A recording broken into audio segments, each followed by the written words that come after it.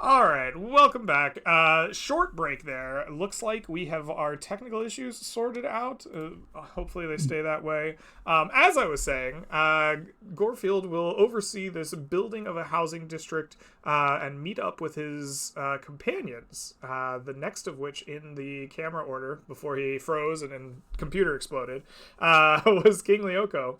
Welcome back to the Mist. Glad to have you back. I know you have a new character to share with us today, so why don't you give yourself a brief introduction here?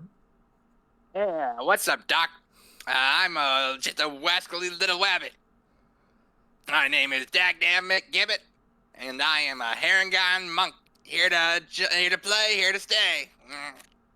All right, that's gonna be really loved and easy to digest. That voice, so good. Um, McNabbit, Dang, or who? What shall we call it? Dagdam McGibbet. Dagnab McNabbit. Okay. Dagdam McGibbet, don't you forget it. I will have a hard time doing that. Um, you have been apparently in the city for a while here, and have had an opportunity to spend some downtime yourself. What have you been up to in the city before going on this your first adventure? Why, Greg, I've been doing the one thing that a wascally wabbit does: search for carrots. I've been searching for the golden carrot. You have been searching for the golden carrot. Okay. I've been going to the library for lore. All right. You have gone to the library in search of a golden carrot. I assume you are going to the library to research said golden carrot and not to I don't know, train yourself in searching for golden carrots. But you tell me, how would you like to use said Now, library? if the library happens to have a golden carrot, then I would not mind that. But no, I'm hoping that a book will tell me where it is, Greg. Okay. Well, you may ask the DM one question about topic you were researching, which sounds like a golden carrot. What is your question about the golden carrot? Where can I find some leads on the golden carrot, Craig? Where can you find leads to the golden carrot? Okay.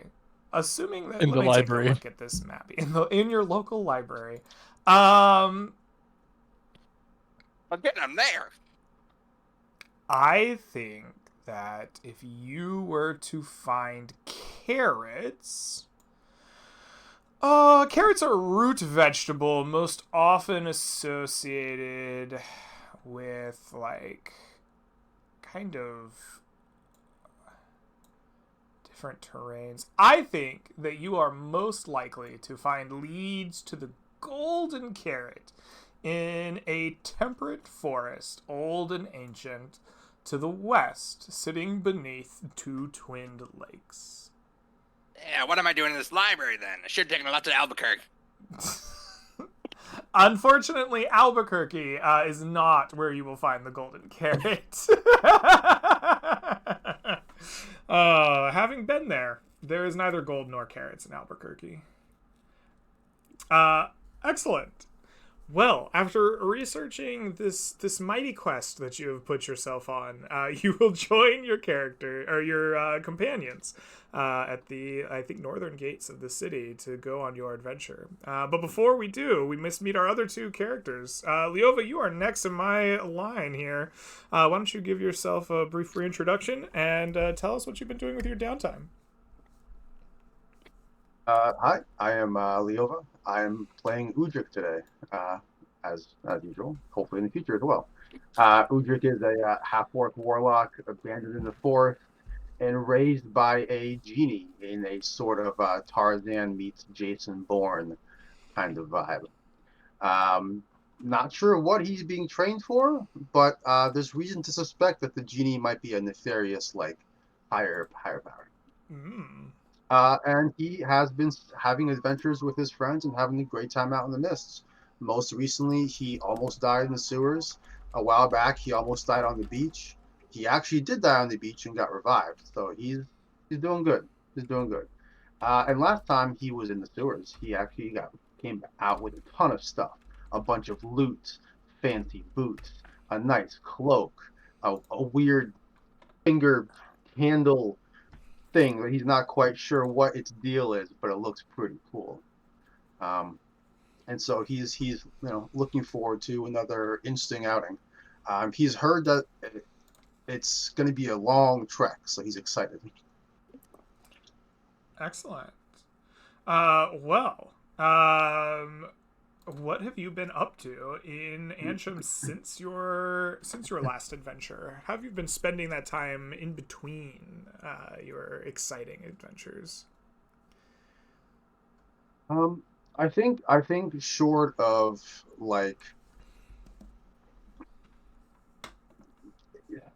is not really sort of like improving the town situation right now. There's not a lot of resources, and he's still kind of new to the area. Mm-hmm. So I think he kind of spends his town just sort of refreshing his gear, buying like new bits of armor to replace the ones that he almost died in previously, and getting a bunch of miscellaneous adventuring goods. Udric is new to society, so he's looking forward to trying out different types of weapons, different types of things, wearing new clothes, and meeting new people. All So right. he's having a good time just shopping, basically. Excellent. Well, you will spend your time doing just that. You may go to market, where you may choose to buy any item or items that are currently available. You'll find that there are new weapons available in the market, as they were built last session.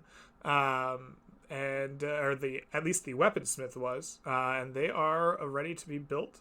You may go ahead and have a peruse through that and spend the prerequisite gold for whatever may tickle your fancy to try out as a new and improved you.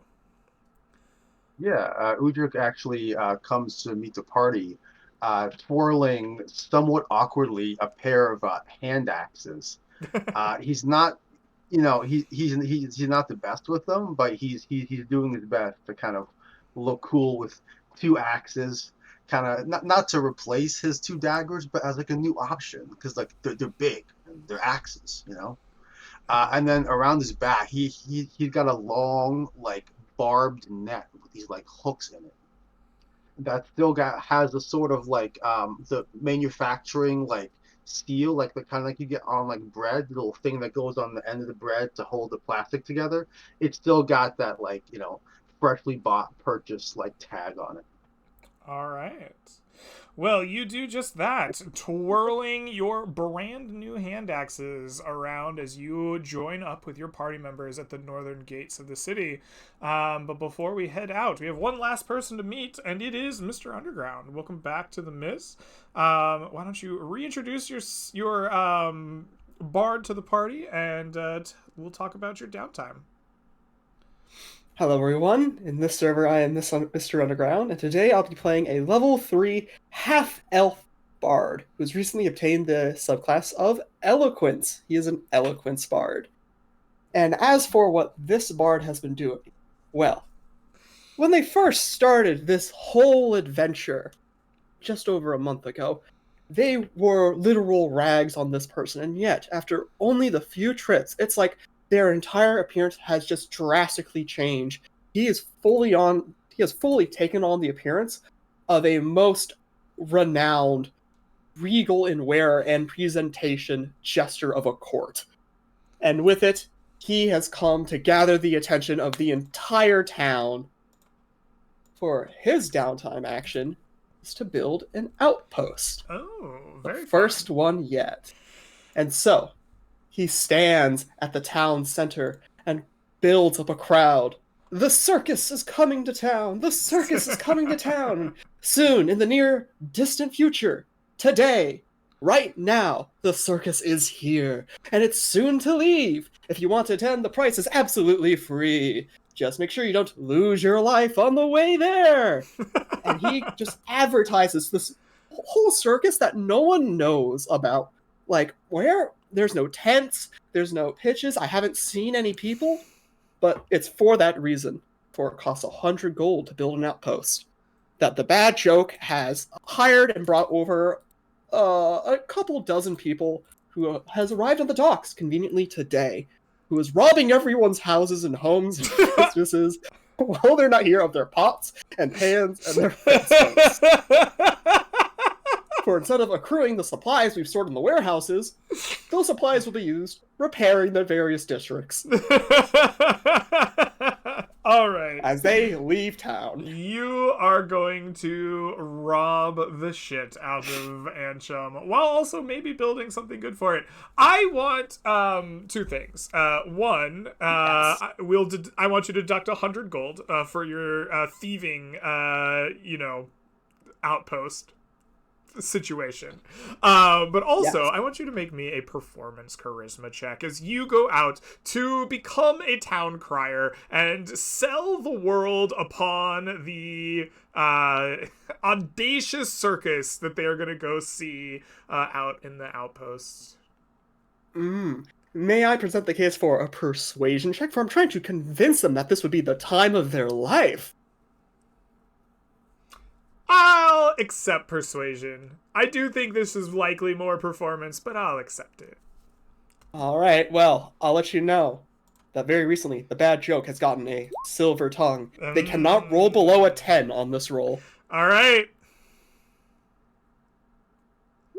Didn't even need it. Oh my A god. 20. You are shockingly persuasive. Perhaps it's because this is the first time that you have ever put on nice clothes and not made horrible bad jokes that just make people cringe. And it's hard work out here on the frontier. The people just cannot seem to get a... can I scroll down on the Roll20? It's all the way down, buddy. I don't know what you're talking about. They can't see the okay. roll. It's because of the way the art is made, I guess. You have it. I'm There you gonna go. ignore it. But these people are ready to have a good time, and while they don't know what the hell you're talking about at a carnival, they believe you because they want to believe you. And sure enough, after days, weeks, I don't know how long, setting this up, telling people, distributing flyers, you convince a whole caravan of adventurers, city folk, craftsmen, everything that you might need to just take off to go see the carnival. And before you and your party even get to leave, there's just a wagon train heading off to the northeast. People brandishing swords, ready to kill monsters on the way. They're like, by God, we're gonna see this damn carnival. I want you to mark on your character sheet that you have promised a carnival. You are the carnival promiser. And we'll see what happens with that in the future, if anything. Promising a carnival to the killers, cutthroats, and pirates. You're a very smart individual, I must say.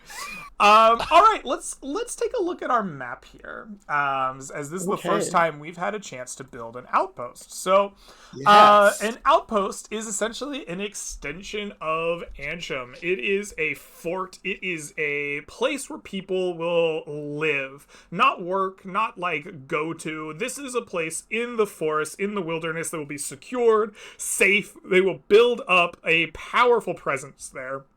The rules state that you may build it in any hex that is at least 10 hexes or more away from Ansham itself or any other outpost. If they are closer together than this, it just logistically doesn't make sense. And the, word of the Empire is law around here. Lord Commander Victoria Hightower would make sure that this would not go any other way. So, where do you tell these people, these thrill seekers, where the carnival will be? We head north and a few degrees east. Guided by the sun, let us make sure we don't go west. He will point on a crudely drawn map that's not specific. Uh-huh. All the way over here on the coast. On the coast. So our this goal. hex right here is what I'm Mhm. seeing. And I'm not getting any pings on my map here, which is weird. Oh, there we go. Am I just unable to ping my own map? Is that what's going on? I don't know. Roll20 is no, weird. Doc, I think you got some have your technical stuff open. glitches. Yeah, alright. Well, You have we're your gonna stuff hope with that the VPN Roll20 there? sorts that out. But Twitch shows the ping location. yeah, You can just draw on the map I where you hope want it. so. Yeah. I'm gonna put it down here in a second. So we're gonna take our player tokens here, and we are going to put our outpost down. So this session, this outpost will not have been built yet. The people are still on the way to the carnival, and they will build. By God, a carnival was promised. They will build a whole ass outpost waiting for the carnival. But today, it will not be done. It will be done next session. But there it will be. A safe haven, fortified, but also vulnerable. An outpost at any time could be attacked, could be felled by foul creatures.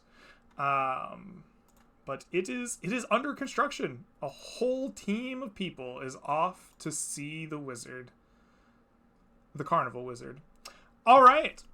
With that taken care of, the four of you, seven's a weird number, will gather at the northernmost gates, where Lord Victoria Hightower will hand out the wonderful rations that you will fill your pockets with, all three of them, to head out on your adventures. The day is young, the sun is shining, and I will turn it over to you and the party. I guess I could have just stayed on this map, to tell me who amongst you will take the lead as you brave off into the wilderness beyond. Party of companions. Who wants to go to the carnival? Hey, I love carnivals. I mean, Just we no, have to secure raise it, this right? up. Kill the monsters in the area, make sure that these hardy folk don't die out there. I mean, I warned them of the danger, but they all chose it themselves. Honestly, can't believe that worked. You know what? Let me lead the way. I know Ansham like the back of my hand. I'll be the first one to go. Like your hand must be pretty big. Mm. All right. And I Hmm. would like to take us one square to the north. All right. One square to the north, you shall go over the river, but not through the woods. Those are to the east. You will cross the way, leaving the safety of Antrim behind, and towards the rusty, tarnished-colored hills to the north. You pass by, like, kind of low grasslands, try to find a narrow passing point across the river, and spend a good 4 hours or so braving the now dustier and dustier terrain as grasses wilt slowly under the crunch of boot and hoof steps, trees sparse and far between, a mountainous hill rising in the distance in front of you. As you make this journey across the map here, I want you to roll me a D100, as there is the possibility of being encountered on the way. All right, that is an 81. That is quite likely an encounter. Let us take a good old look at our encounter table here. On an 81, sure enough, you will find something on the way. Coming down from the hills, a large, strange creature full of legs and chittering antennae. Would you please roll on the surprise table here in combat? This will be a 1d10. It's an 8. All right, on an 8, you get vision first. So, party, as you are coming across, like, the river, you're making your way into kind of the beginning of the Tarnished Hills for the first time.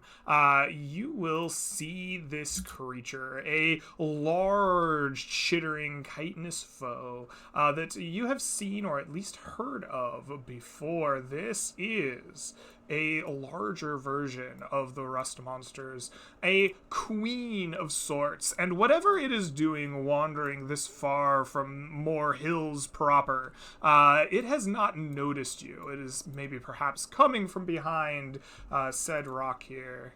As I pull the party onto this page, it is not working. Why? There it is. Something is not working with Roll20 today. This is going to be a strange stream from the technical side. All right, but here we are. We have made it. The stream can see now, as so can the party. It does not notice you. And party, as part of your 8, I want each of you to give me a perception check, a contest of perception between you to see who, in fact, gets to prepare an action at the start of the encounter. Perception. 13 for the rabbit. It's those carrots do you really good, Dagnab McGibbet, as you are the first to have eyes on them and prepare yourself for the coming encounter. As you are walking through the beginning of these hills, what do you prepare for this queenly beast? Well, I think that I hear it with my big floppy ears. And, well, you know, I've never liked bugs. Overrated name. And I think that, this means war, of course. Now,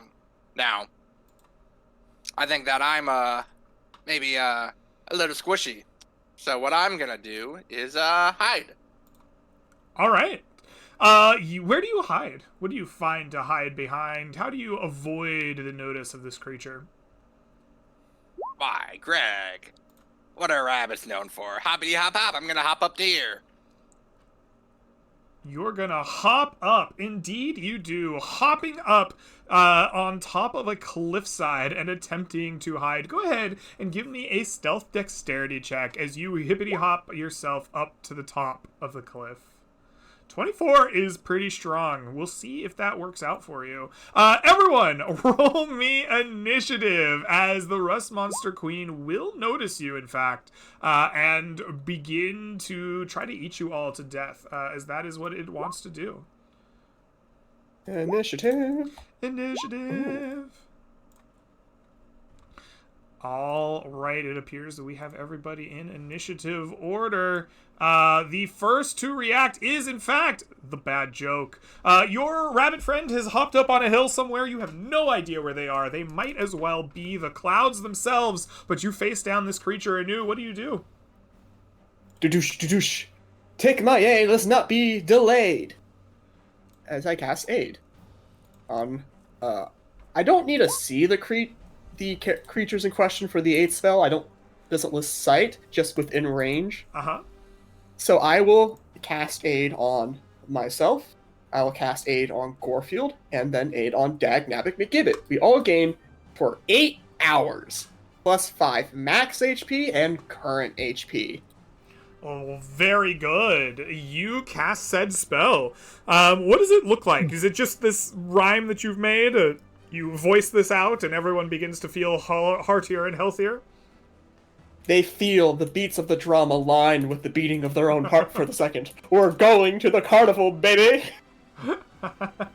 All right, indeed. You do this thusly. Try to keep everybody on the screen. There we go. Excellent. Anything else? I move here, and I will bardically inspire Gorefield. Excellent. Take a bardic Thank you. inspiration. Thank you. All right. Well, The Rust Monster Queen cares not for your words and is going to charge heartily at someone. Let us choose who it wants to consume the most. Who looks tastiest? It's not you. I mean, You've disappeared. But the The rabbit second... just called himself chubby. Well, I mean, the Rust Queen agreed, but the Rust Queen can't see it anymore. So, as far as it's concerned, the chubby rabbit disappeared. But it will rush straight for the delicious cat instead. Going 5, 10, 15, 20, 25, 30, 35, 40. Running out of movement. Feeling very sad about itself.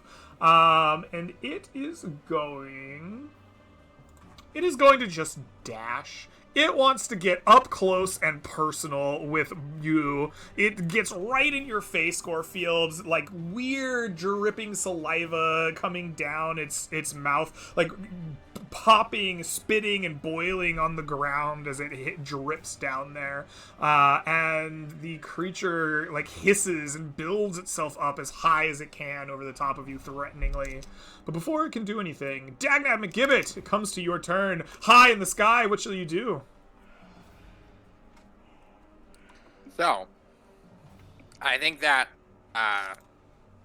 what am I gonna do, Doc? Except I'm gonna pull out a giant mallet and leap down on top of it, bonk it in the head. And this is a reflavored quarterstaff. Yes, okay, perfect. You pull out a cartoonishly large mallet, come flying down from above with advantage.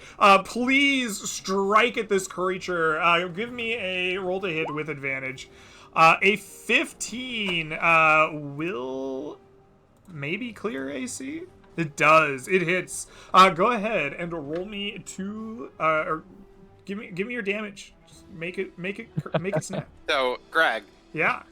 This mallet just breaks on this creature. Oh, absolutely. Of course it does. With a cartoonish sound effect. It goes boing, and just like shatters in your hands. And this creature will take 12 points of damage. My goodness. And I am gonna follow that up with a little bunny kick. Please as do. a bonus action.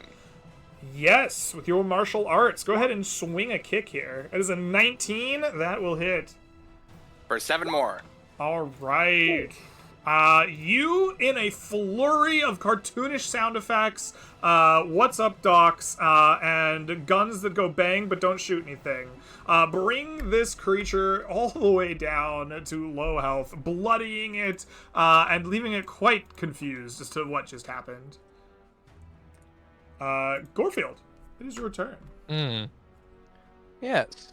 You know, ever since Gorefield has been infected with a rune AIDS or rune whatever it is, he's been investing a lot of time in meditating and unlocking his mind power. So for the very first time, not only is a magical psychic-looking sickle is going to magically appear in his hands, but he's also going to unwind the whip in his offhand as he gives him the quick 1-2. Oh boy. Magic sickle. Oh, you critically strike this. Please describe to me the magic sickle and how this looks as you eviscerate this creature. So it's a long blue hue sickle that appears in my hands. It's a long and thin blade, as it's connected with a chain to my whip, and as I attack, the whip, sorry, not the whip, but the sickle itself kind of disappears, and you notice that it's already sticking halfway through the creature's belly. Oh, it does indeed. Go ahead and roll me damage just to double check. I am almost certain it cannot live. Oh, that's so poor. Yeah, it doesn't matter. As I suspected, it could not have lived minimum damage. This creature dies. You see the sickle appear in its belly in just but a moment, and as it rips out, you see the creature like begin to fall apart, and for just a brief moment, you're like, that was easy. This feels great. But then you remember, these creatures are like incomplete. There's something inside of them molten. Like fire runs out of it, burning through the corpse, and in a moment after you see it leaking this like liquid fire from the plane beyond your own, it explodes. And I want the three of you in adjacent squares to it to all make me dexterity saving throws. Now, Greg, I'm a Wascally Rabbit, which means I've got lucky footwork, which means I add a 1d4 to dexterity saving throws. Then please add your 1d4. That is a 13. That is going to succeed. 14 will succeed. 16 will succeed. All of you succeed. I want all of you to take from me half of 11 points of fire damage as this thing erupts around you, showering you in this like running white hot flaming earth. It is like melted stone that showers over you. But as soon as you duck out of the way, pat away smoldering bits of fur, and regain your bearings, the fight is over. And the hills once more are quiet and in no way alive with the sound of music. I think as the combat ends, Udrik was standing there, daggers ready to go in savagely on this thing. And then next to him, Gorefield just opens up with this badass magic like sickle whip thing. Udrik looks over like, man, I wish I had one of those. And then the thing explodes, knocks Udrik back, half dead, comes up from the ground. His parts of his like clothing like melted off from the flames, and then he like stands there, slightly pained, and then flexes up, and he will cast false life on himself. Very good. That's just a second degree wound. You'll be all right. I probably, Well, pat my singed fur off the body, and I'm gonna inspect the body of the beast. Like, what exploded? Is there a gland? Is there something we can like harvest from it? It is not a gland or something you can harvest. It seems the interior of this creature is like a furnace, is like liquid running earth and stone, but like superheated and hot. As you kind of like sift through this like unfinished fiery runoff, you will in fact find a core of some kind, a stone attuned to the elemental plane of earth. While in and of itself it is not magical like an item, it is valuable, especially to the arcanery, the apothecary, things back in town. As soon as I can find my table of gold, I will tell you to roll on it. Please roll for me 5d8 for the Rust Monster Queen's core. Oh wow! Ooh. It is worth 20 gold when you sell it back to town. This is a particularly average specimen that you have recovered. It's probably got a big dash in it because yeah, you're like just sickle hit it in the right carved place. a piece out of it, got beat up a little bit by a mallet, but yeah, it is yours. All right, well, with the fur patted down and unsinged, the monster defeated, you continue on, finishing your journey into this hex to the north. If we go back to our map here. Before we continue on, Yeah. Sorry, as we're getting a reset from the battle, Udrik will pull off his cloak, and he'll sort of like look at it, fleck off some bits of like flaming debris on it, and as he's like flaring it away and like shaking it off, you'll see like Gorefield framed like behind him, directly by the ruins of this destroyed rust monster. The cape just flattering behind him as Udrik shakes it, creating this like panoramic vista of Gorefield majestic cape fluttering in the wind. And Udruk just looks at him and says, "Huh, wow." And then he'll kind of walk up to you and says, "This looks good on you."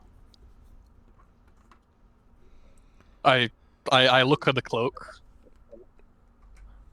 It's Uh, like a shimmering, fanciful, like pattern-changing cloak with a couple little singes on the very end, where it seems It's to be like repairing itself. that's all you had to say. I have 6 intelligence and I'm a cat. You said shimmering. It's on me. It's part of me now. Why, you look to be fit for the King of Albany. What's This is Albany? the cloak of Elven times.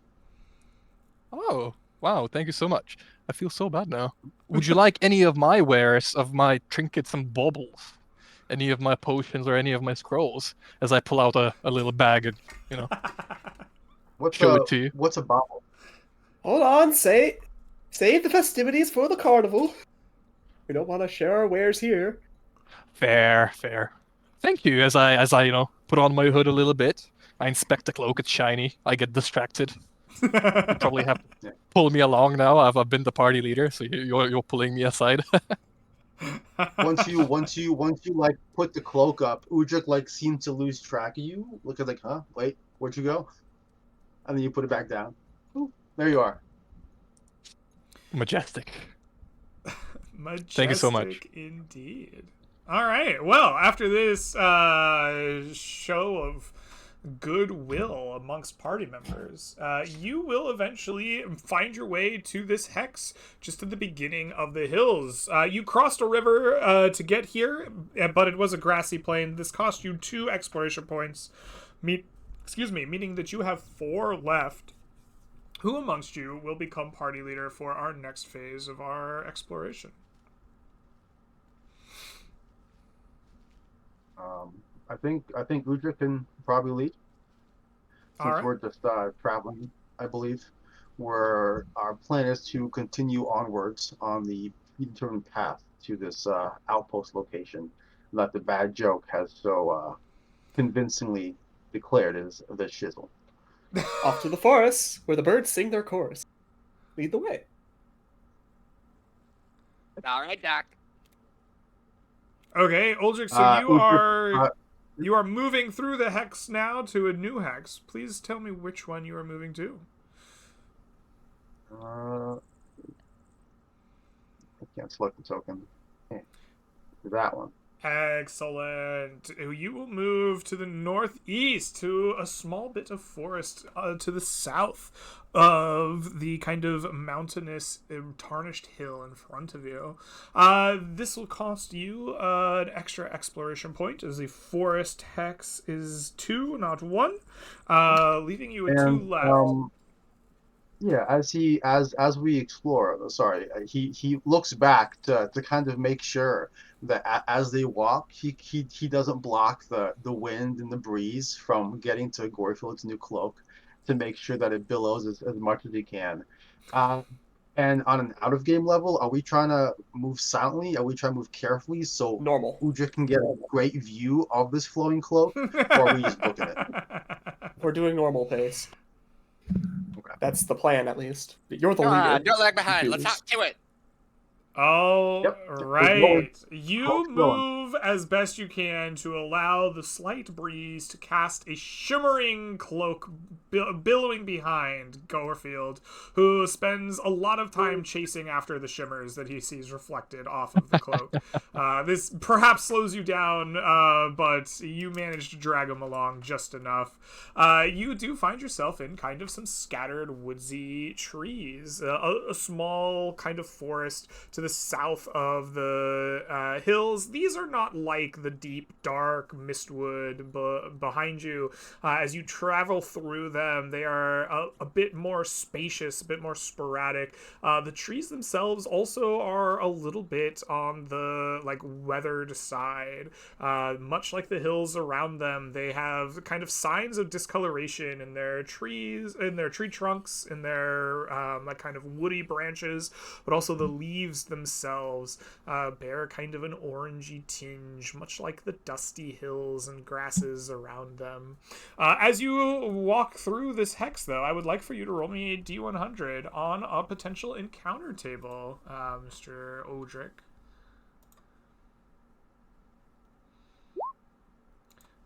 That is a 63. All right. On our encounter table, you will find nothing in this hex for that roll. This is a kind of quiet, silent time in this kind of spooky, tarnished hill. You expect to perhaps see something of danger, but you are unmolested, and you march steadily onward. Another long 3-4 hours through this kind of dusty hills and wooded trees. Excellent. As we march on, at some point, this sort of vigor that has been maintaining Udrich since the fight will wear down, and you'll notice him like slowing a moment, but it's only for a moment before he like flexes back and resets his sort of like fiendish energy. Greg, do you want me to just roll once for each like portion of exploration since it lasts 1 hour? For the false life? I'm sorry. Sure, that's fine. I would prefer that if you roll false life, I don't know. How do you want to handle that, Greg? I can keep the one so it's out. I'm happy with that. I just I didn't want to assume that. Sure. Why don't we handle it that way, Yeah. right? If you want to refresh your false life, then refresh it like during each section, right? So, when we take a travel action, you can refresh it at the start of that to enter any combat with that particular roll. It falls off after an hour, which there's no need to make like it more granular than that. So yeah, I guess each like section of exploration is a reasonable time to refresh it. Yeah. Perfect. Yeah. I didn't want to assume because it's one of those things. Yeah. No, makes sense. Yeah. Perfect. So we'll reset that. We'll adjust.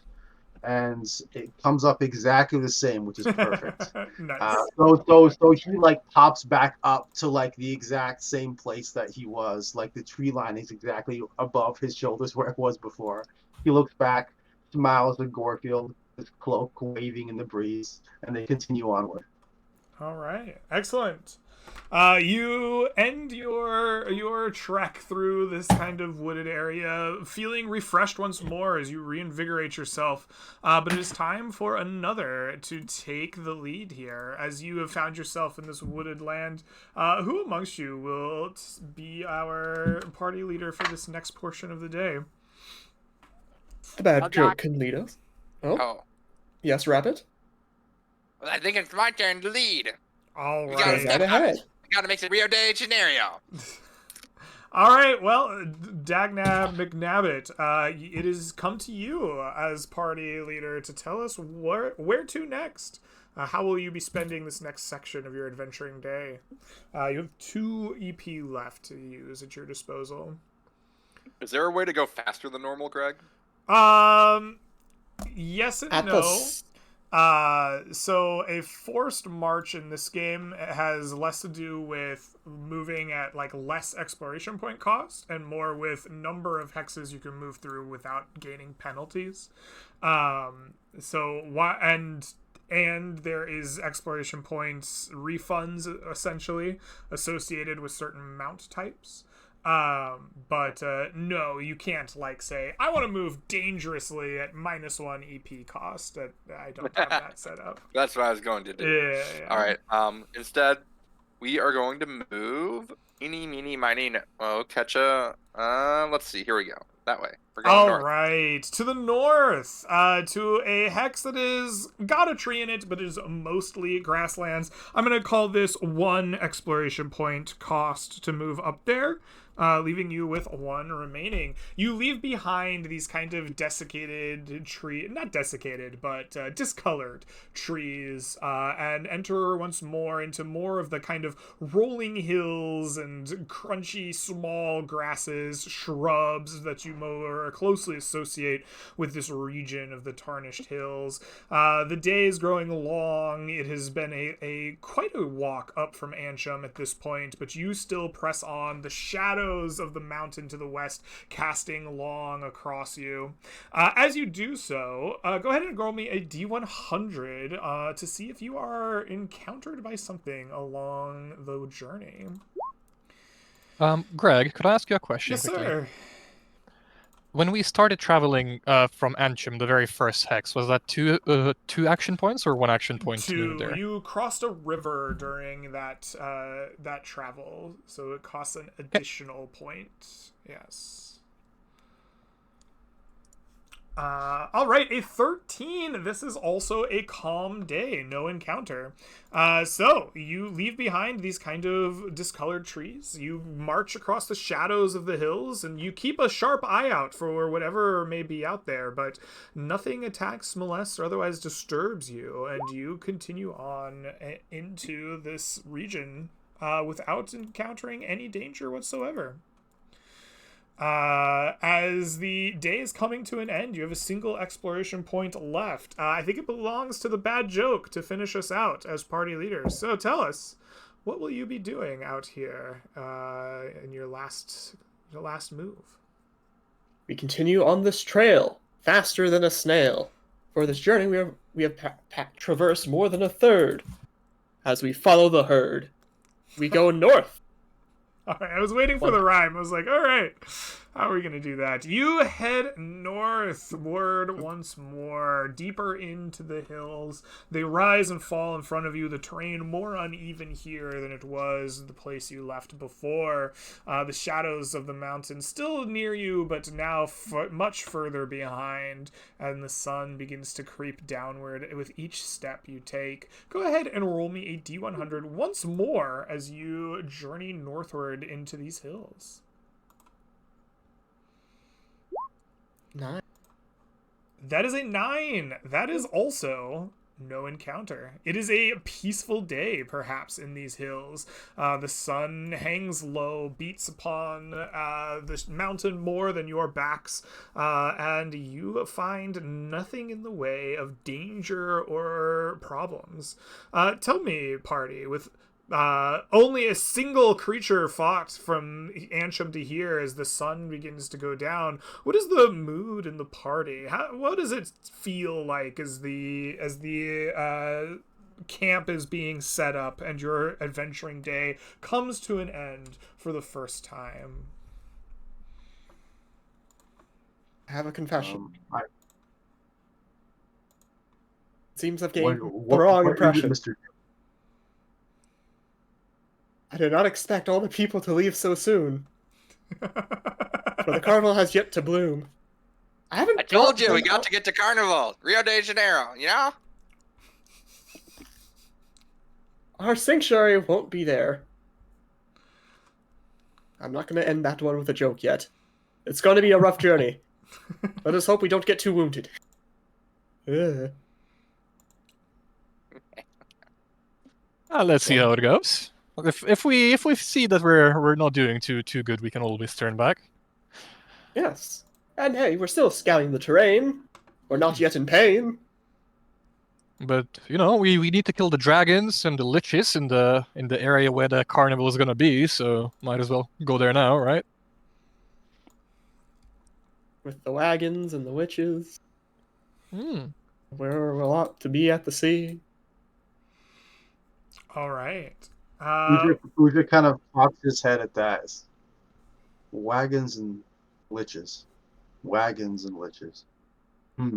That's not the name of the carnival. I will say that. I have the name. They're not here yet. What is the name, though? Yeah, what's up, Doc? You in a sideshow or something? Magic wagons and fun liches. That'll bring the people. All right. Because we all might die out here.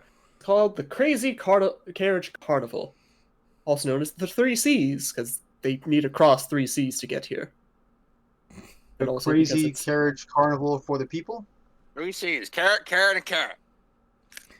All right. The party has this conversation as the day winds down. Mood seemingly high, though concerned about the carnival lies that they spread previously. Who knows? But as the evening comes upon you, you eventually must settle down to rest in a form of watches are set. Go ahead, each of you, and roll me an unmodified d20 this evening to see who amongst you is the unluckiest. Oh my god. With an 8, a 19, and a 4, and a 3. Oh, thank God. It is Udric. Ooh. Udric, you are the least lucky amongst the party. As thoughts of this circus and carnivals and seas cross your mind, I want you to roll me a d100 upon the camp encounter table for me.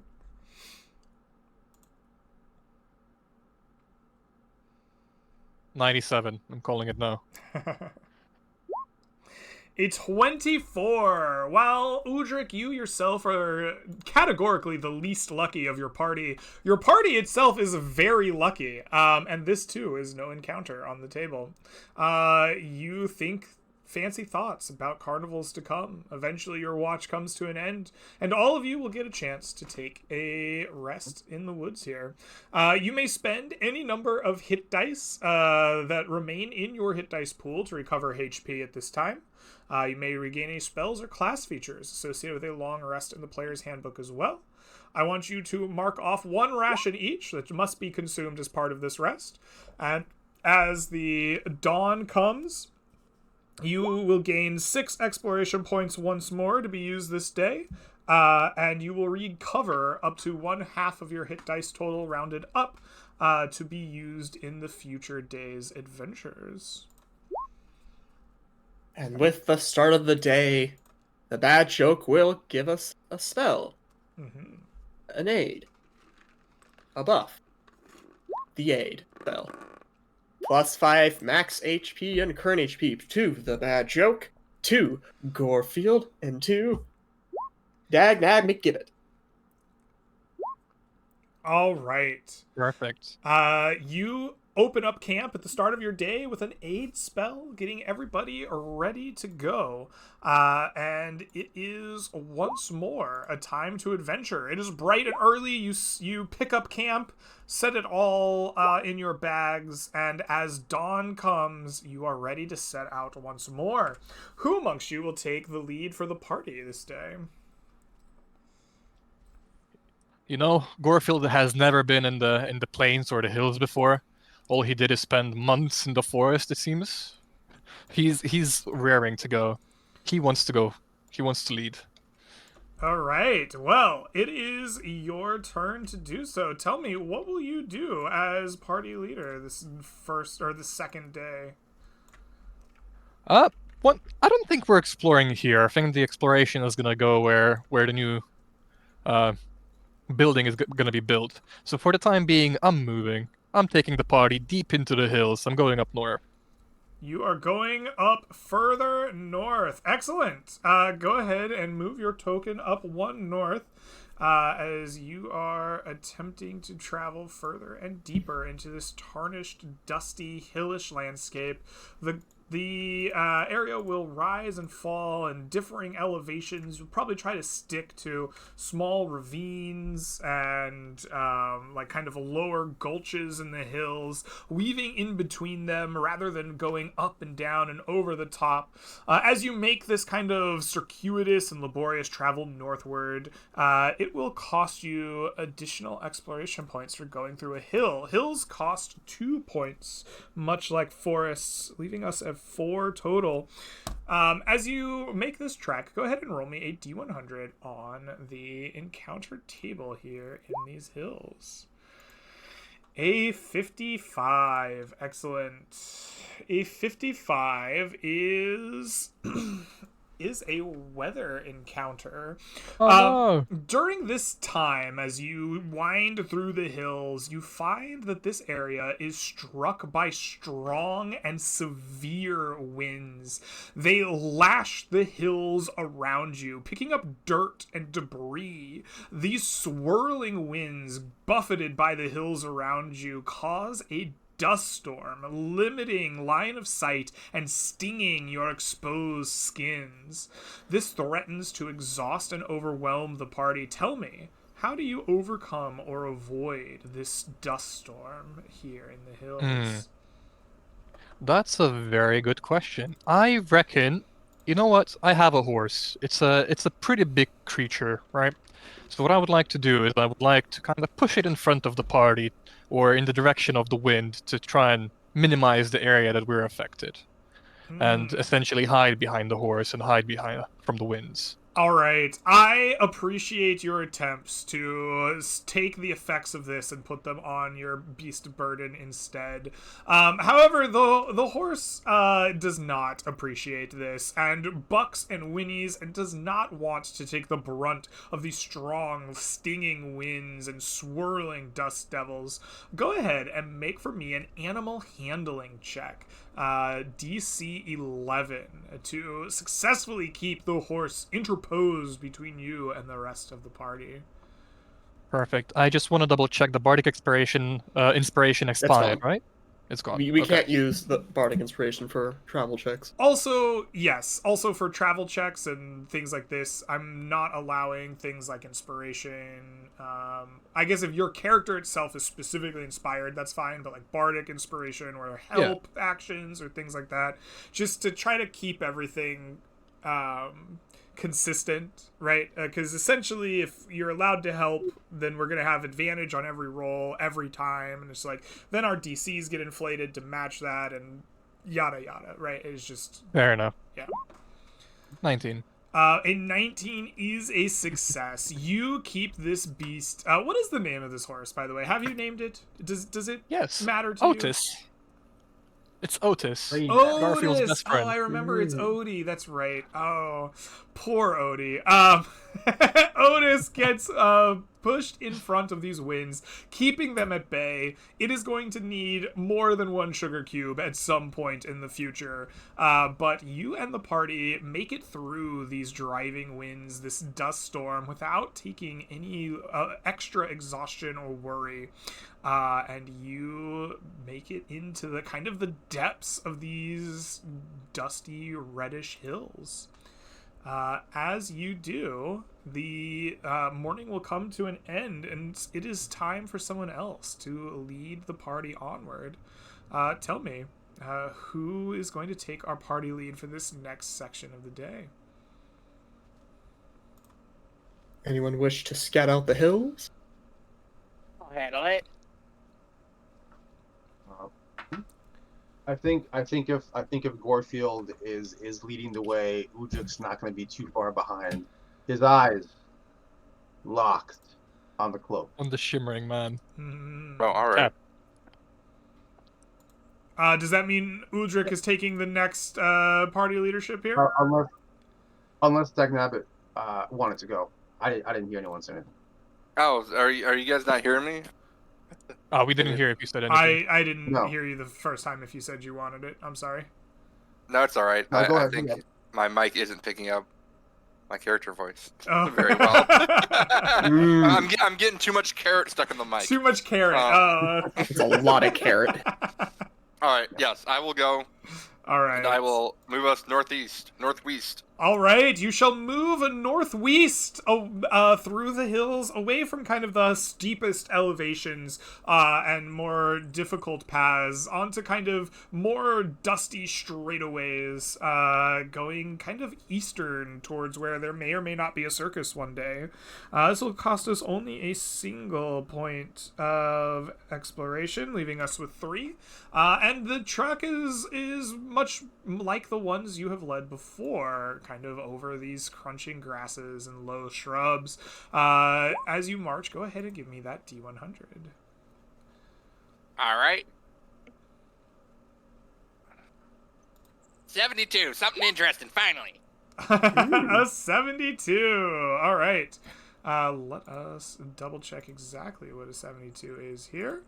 A 72 will give us a creature indeed. A shadow flying overhead is more than it appears.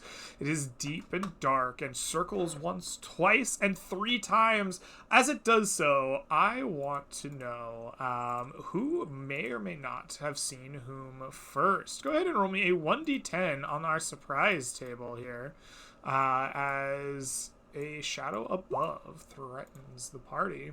A 5, that is nothing. You will notice this circling creature of death about the same time it is prepared to come and to fight you. You look up and see the shadow, having it crossed your path thrice now, and see a mighty beast, winged like an eagle, antlered like a stag, teeth full of sharp needles, ready to plummet down and fight you. It is a Periton, and it is ready to feast. I want all of you to roll me some initiative against this beast. And I once again am asking my Roll20 to work for the stream. Is aid still active, right? Aid should still be active. I believe it works for like 8 hours. Yeah. Yes, it is essentially the whole day of adventuring. Perfect. 8 hours, baby. Perfecto. You guys have rolled initiative. I had to mess around with my this Roll20 not working in the stream is driving me a little batty. That's a very small token. Is it really that small? It is a medium creature. That should be a medium creature. Yeah, that looks like one to me. All right, let us get our initiative order up here, and it is none other than Gorefield, who is our lead initiative roller. You are first to act as the Periton threatens to sweep down upon you and the party. What will you do? Riddle me this. He is in the sky, or is he on the rock at the moment? He is technically in the sky. He has circled the party and is getting, you can see him get the telltale I'm getting ready to dive bomb like wing formation. Perfect. As I look around my party members, one of them is squishy level 1. Not good. The other one is a caster. The third one's a clown, so I guess I have to take the brunt of it. I will use a new feature that I just unlocked as a rogue. I would like to use steady aim as a bonus. Yes, as I brace myself for. Oh no, I can't because my speed is reduced to 0. Never mind. What I will do instead is I will make a couple of attacks against this creature. As once again the psionic whips appear in my hands as I yeet it at him. It has the range of 60 feet, so hopefully. Excellent. Yes, you can at least wait until it gets within 60 feet. You know, a master of geometry and space you are. You yeet the whips, as you said, towards this creature. A 13 will in fact hit. Go ahead and roll me damage as your psychic scythe just like appears in its torso. It's unfortunate that I don't have a sneak attack on this. That is 9 points of damage. Excellent. The creature is wounded by the scythe, but it does not stop its dive. It is intent on getting some taste of adventurer this morning. And as it's still standing, a second sickle appears in my hand as I toss an offhand sickle in his direction as well. Excellent. You yeet another sickle, and it too strikes true, lodging itself into the creature's torso.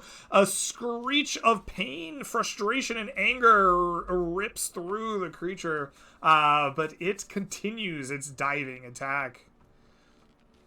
And I brace myself to die in 6 seconds' time. All right. As you brace to die, though, it is the bad joke who acts next. What will you do? He sees this giant winging beast about to charge into his party, and he will turn to face it. And he smiles a bit, as he will hold his action to cast a spell on this creature. When it enters in melee reach of anyone in the party, before it makes the attack, he will cast Dissonant Whispers on it. All right. You will attempt to hold your spell for just the perfect moment, upon which you will unleash your Dissonant Whispers. All right. Well, sure enough, as you prepare, readying yourself, aiming your spell, getting the words of choice ready in your mind, the creature plummets through the air, a bolt of speed, horns ready to gore Gorefield in an ironic twist of fate. But you cast your spell. What is the Dissonant Whispers that you intone upon this DC creature? 30 Wisdom saving throw. Yes. As words said in a hushed tone, "You're nothing but a fat fowl." I'm not sure if that's dissonant so much as mean, but sure enough. But the way oh, it's said, ooh, the way it's said 2 points of echoes psychic and damage. reverbs across the Wow. land. A fat joke, though, does not get the creature's goat, as it only takes 2 points of psychic damage, and it is not repelled by your dissonance. In fact, it keeps coming harder. It will make a gore attack, using its dive attack feature, dealing an extra 2d8 on a hit here. This gore attack on you, Gorefield, will be a 14. Does that hit? One off. One off. Unfortunate for the creature. However, it does have a multi-attack, and it will follow up with its talons. With a 17! The talons That's a hit. will hit. That does 7 piercing damage on regular, but it also has this dive attack feature, which will do an additional 5 points of piercing damage for a total of 12 upon you. It then continues its flight as it has the flyby ability to bank up and back around on top of this cliff to prepare to dive again. Excellent. Dagnabbit, McGibbet, never mind. McGibbet, it comes to you, having seen Gorefield slashed and clawed, but not gored by the creature. What will you do? So I think that being a little bit of a silly boy, a Wesley Wabbit, he is going to reach into his rucksack and pull out a big pie. And as he's running, he's gonna throw it at the creature. All right, you will throw a cream pie at the Periton. Go ahead and make a roll to hit with your cream pie. That is an 18. That will get the job done, as you strike this creature square in the face. For max damage. I have said thrown weapons do count. Excellent. That is 8 points of damage as your pie just goes nuts. With a resounding thwack, the creature's head snaps back, cream everywhere, and like a vicious flying droplets. But it comes back bloodied by the tin of the pie, cutting into its face. And then I think that as I finish up, I say, "Come get some, you big mean birdie." Excellent. Udric, it comes around to you. The creature has been pied, but it is not dead. What will you do?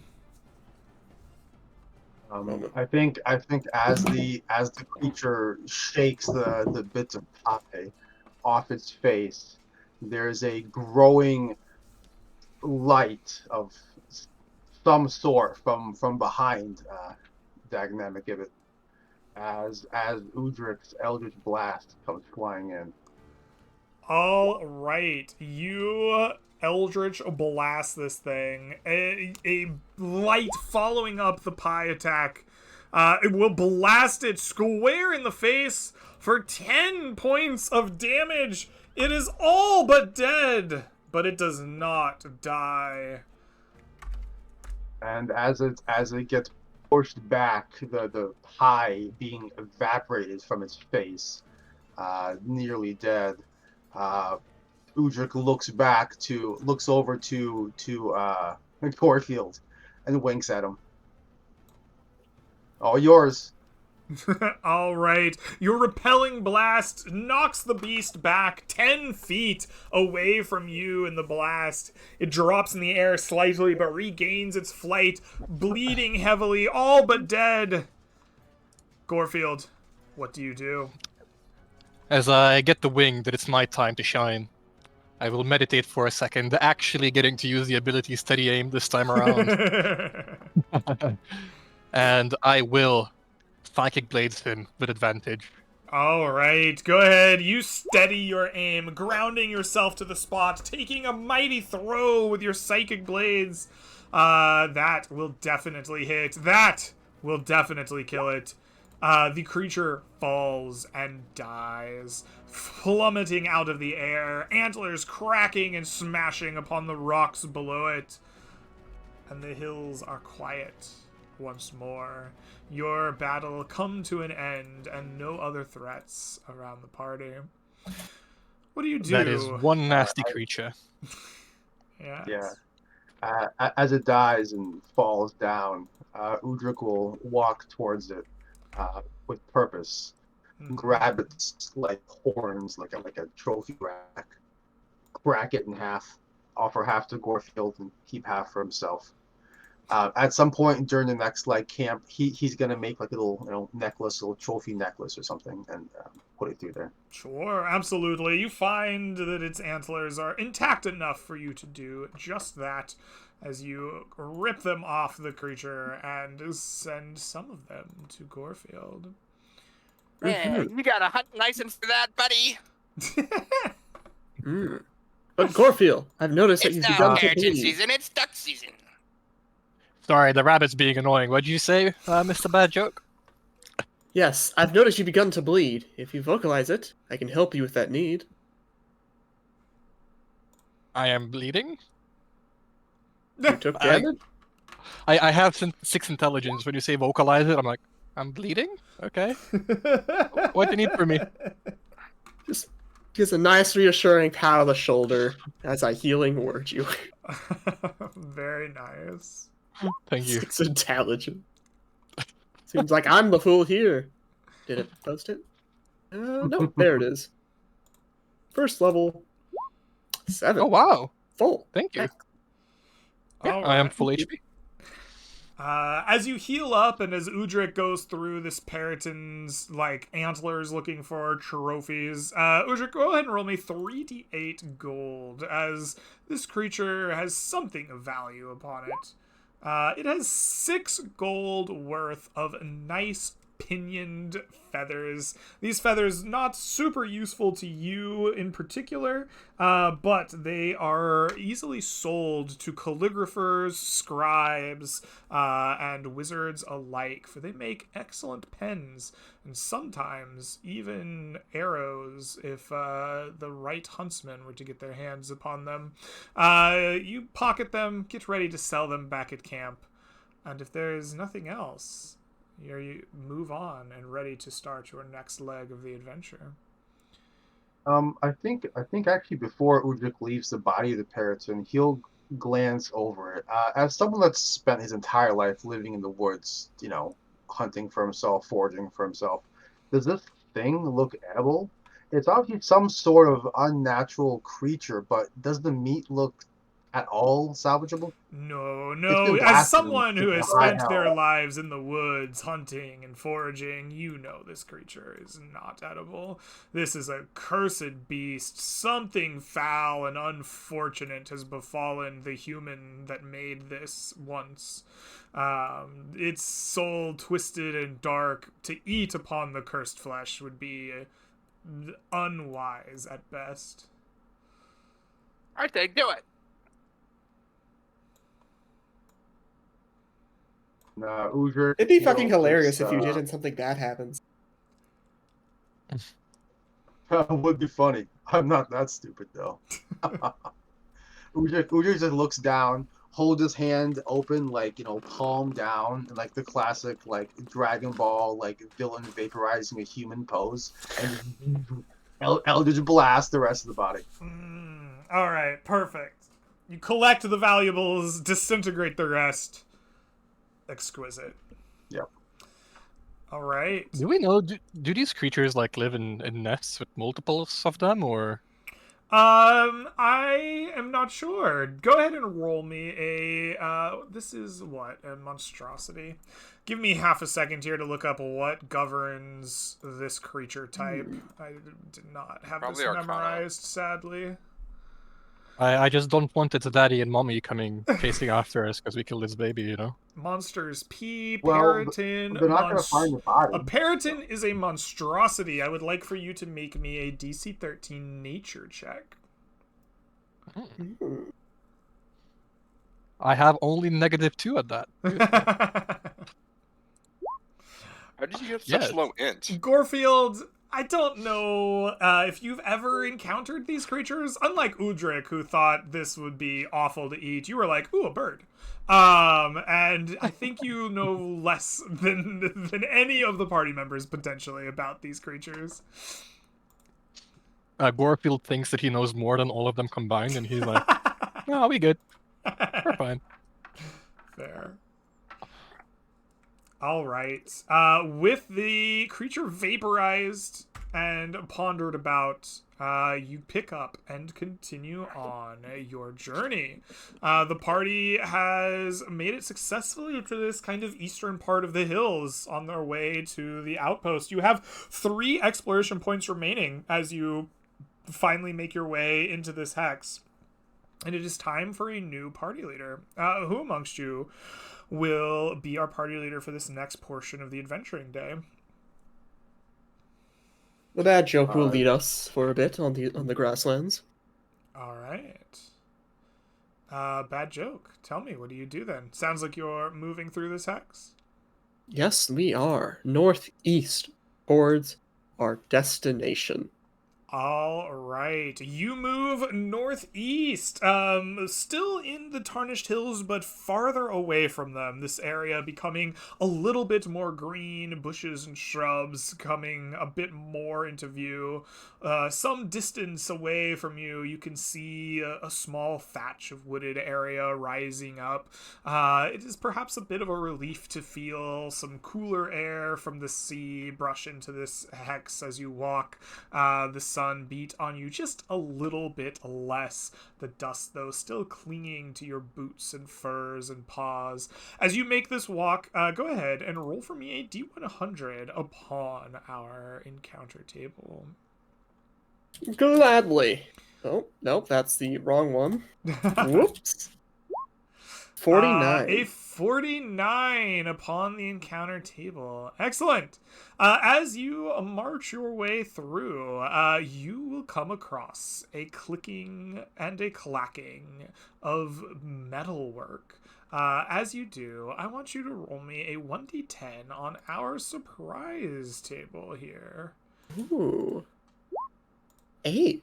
An 8! You hear this clicking and clacking well before this thing gets sight of you. There is an automaton of sorts, bronze like the dust around it, but broken and hardly working. It seems rusted, in disrepair. Its gears like clicking against each other, grinding against its like robotic innards. And as it walks through the hills, it is clearly searching or hunting, but you come across this beast first. As it is hunting through the like kind of valley beneath you, you stand atop a large rocky outcropping. I want each of you on an 8 to roll me a contest of perception, and we will see whomst amongst you is the most ready as you come across this scout. We have a 13, a 17, a 14, and 9. It is Gorefield. You are the most ready, alert, and able to give yourself a readied action to start this encounter. As you and the party see this beast for the first time, I want you to tell me, what do you do to ready yourself? What is the first action you take?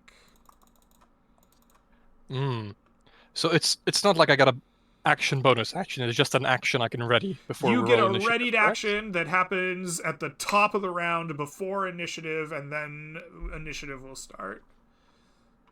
Perfect. I would love probably just attack it, to be honest.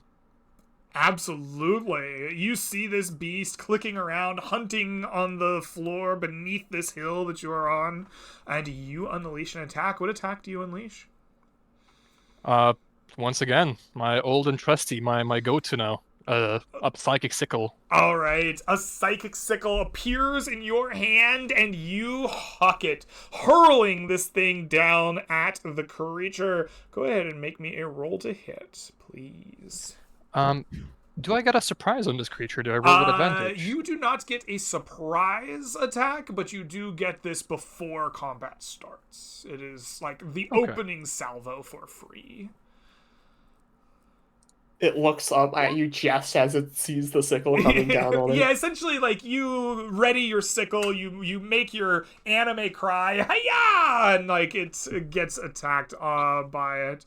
That is a... Do you have sneak attack on this? No, just 9 damage. Okay, perfect. That does hit with a 24 and deals 9 damage. Your psychic sickle ripping into its automaton-like body. That is 27 is the number. There we go. As you see pieces and bits of it fall off, crash upon the ground, and scatter, it cocks its head up at a weird and alarming angle, and it prepares to fight you. I want each of you to roll me initiative against this creature. I will yell out to the party. I've heard stories of this thing. I think it might have a metallic breath weapon or something. Scatter. Scatter! What? Rolls lower than it in initiative. What'd you say? Run! All right, that is our turn order. The top of the order is Gorefield. You give the shout, everyone, I think it has a breath weapon, and it becomes your turn. What do you do? It's unfortunate that I don't get to sneak attack again. I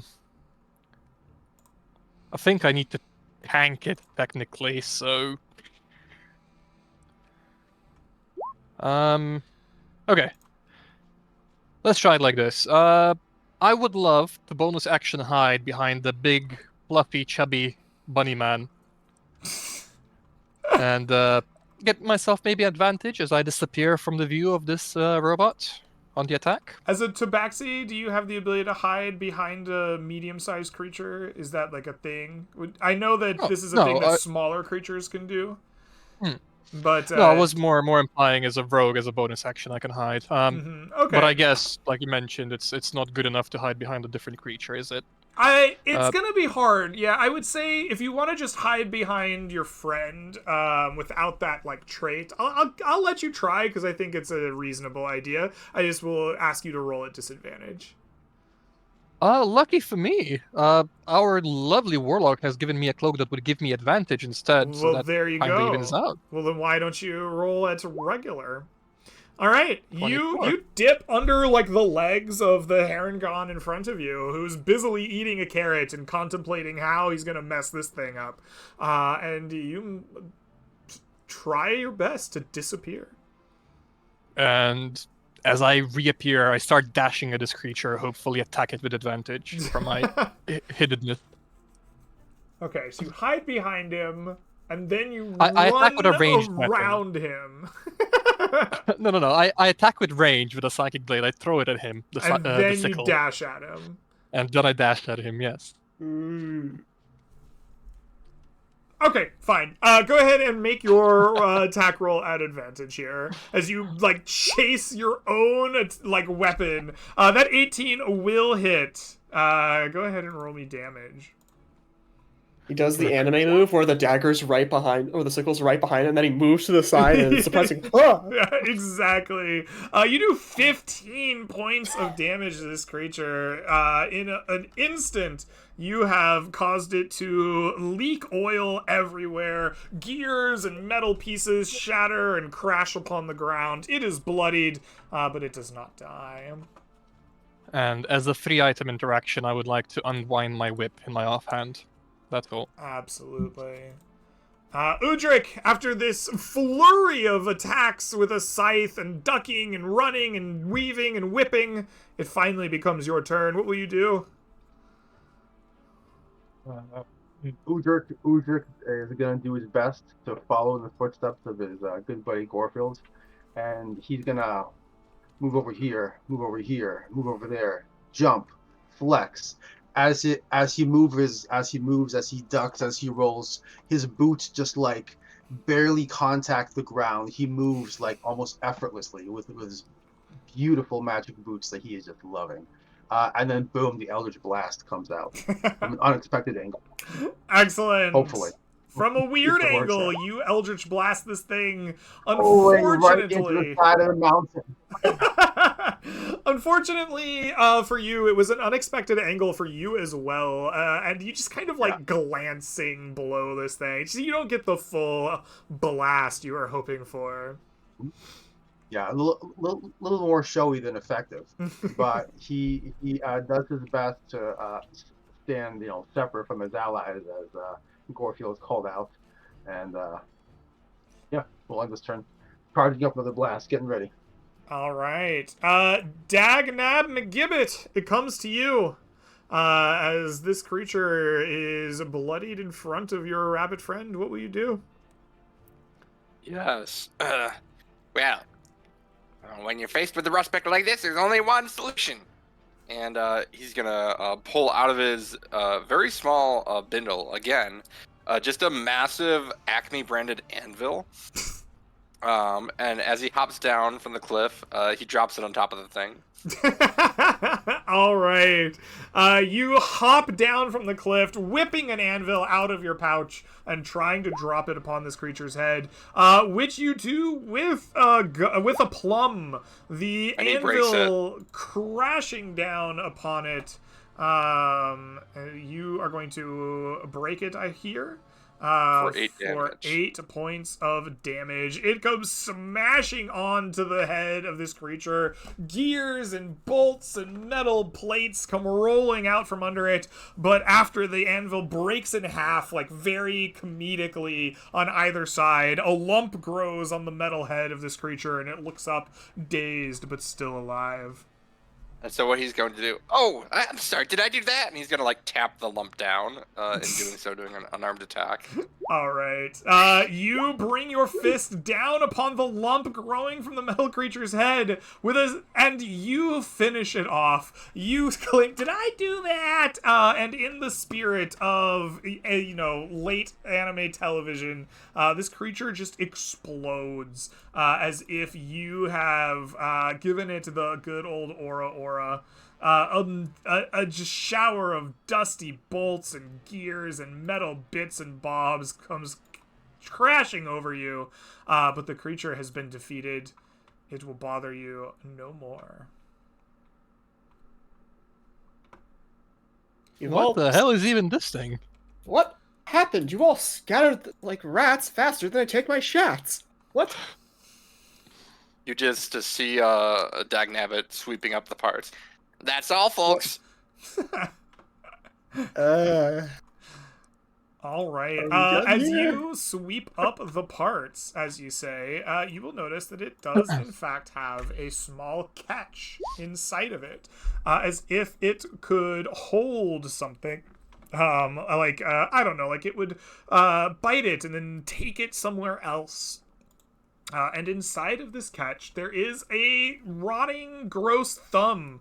It looks like somebody's thumb has been chewed off and put in this catch. But also, there is a number of trinkets and baubles and just weird stones and things it has eaten over time. None of them are particularly notable, but some of them are at least slightly valuable. I would like for you to roll me 1d8, please.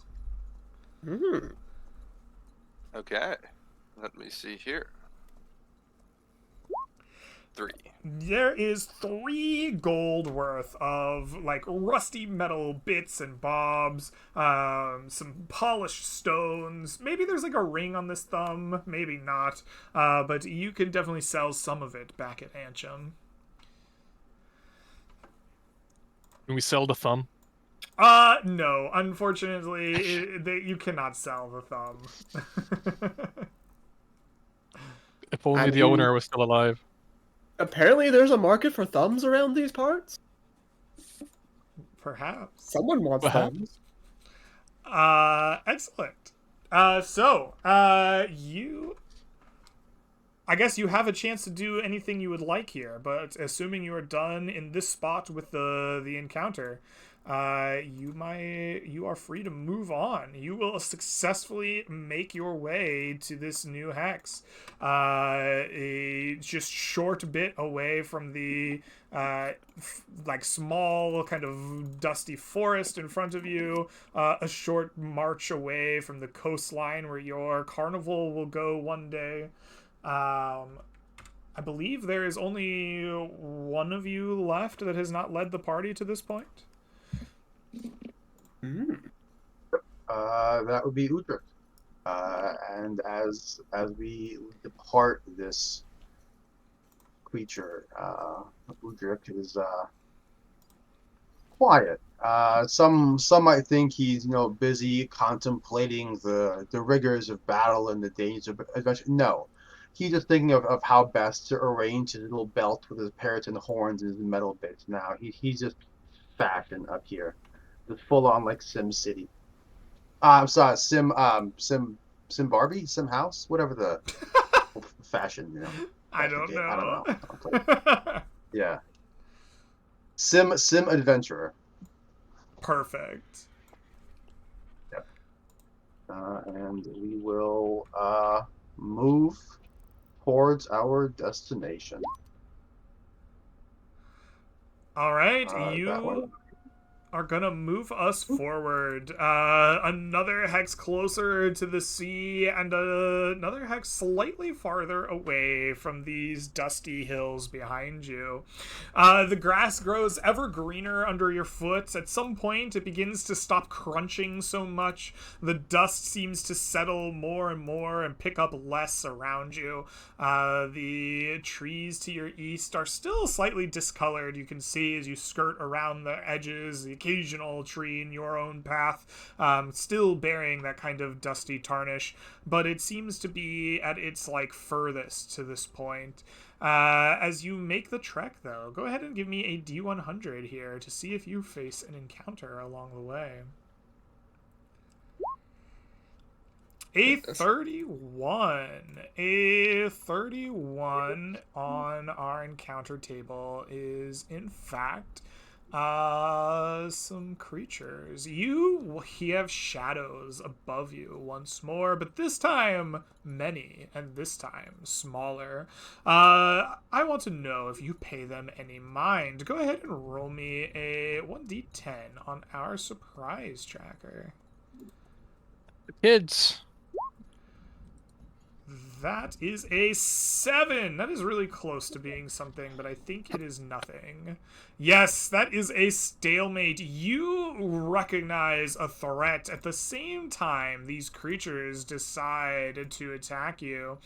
You are more closely aligned with the grasslands than the hills at this point, so let's go to this. As you shout out to the party and prepare them as 8 birds of prey, larger than normal and red like blood, begin to surround your party. They have been hunting. They are hungry. And they want to feast. 1, 2, 3, 4, 5. We need 3 more of these things. You will recognize them as the dreaded Bloodhawks. They are most notoriously active in mountains and hills, but seem to have followed something out this far into the grasslands, and now desire you and the party for their next meal. Excellent. Let us get you some vision on these. As these creatures circle you and prepare to eat, I would like you all to roll me initiative against them, as we will have ourselves an encounter. Oh my goodness.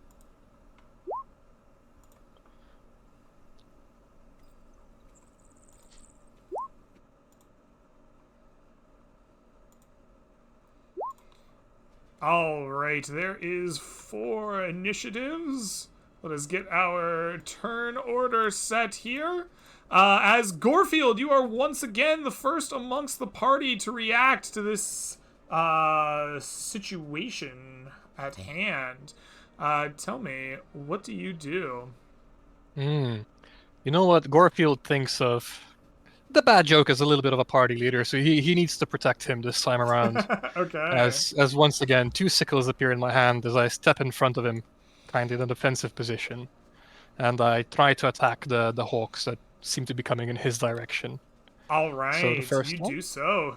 You fire your psychic blades. The first one will embed itself directly into the torso of this hawk as its talons outstretched towards you. For 6 points of psychic damage, this first hawk is bloodied. It falls to death's door, but its descent is not stopped entirely.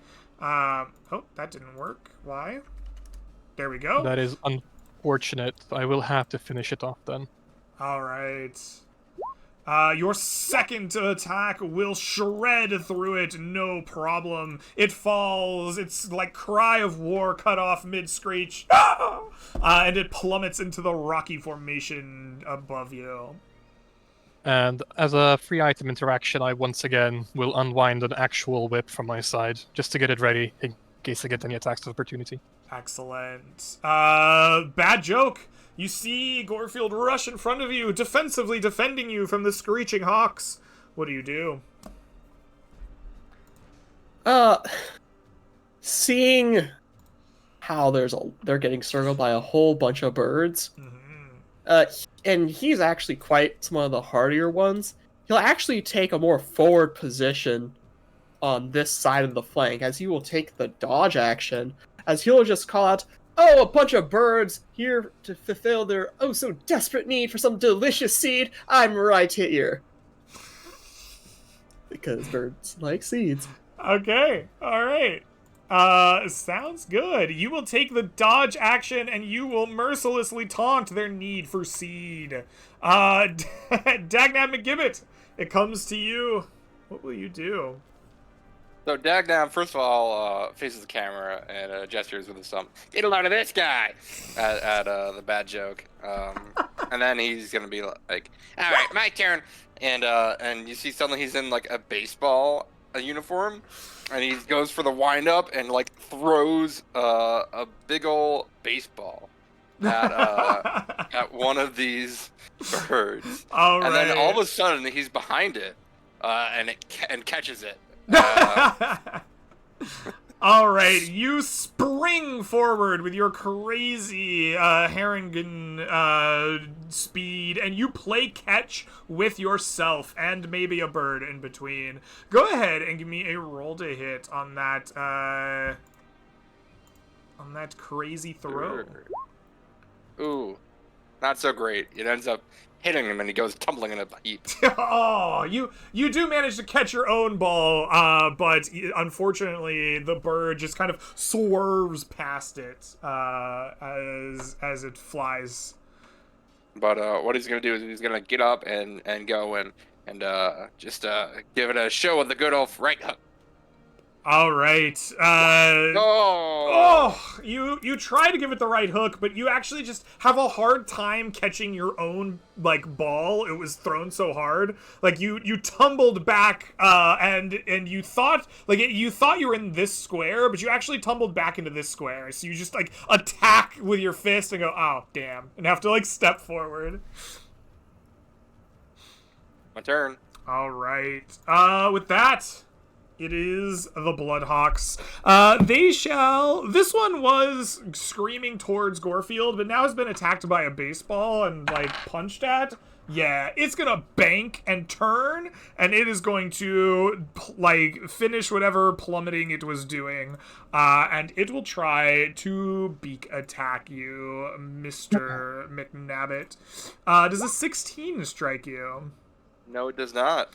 It does not. Oh, I clicked the button anyway. Ignore. It does not manage to strike you.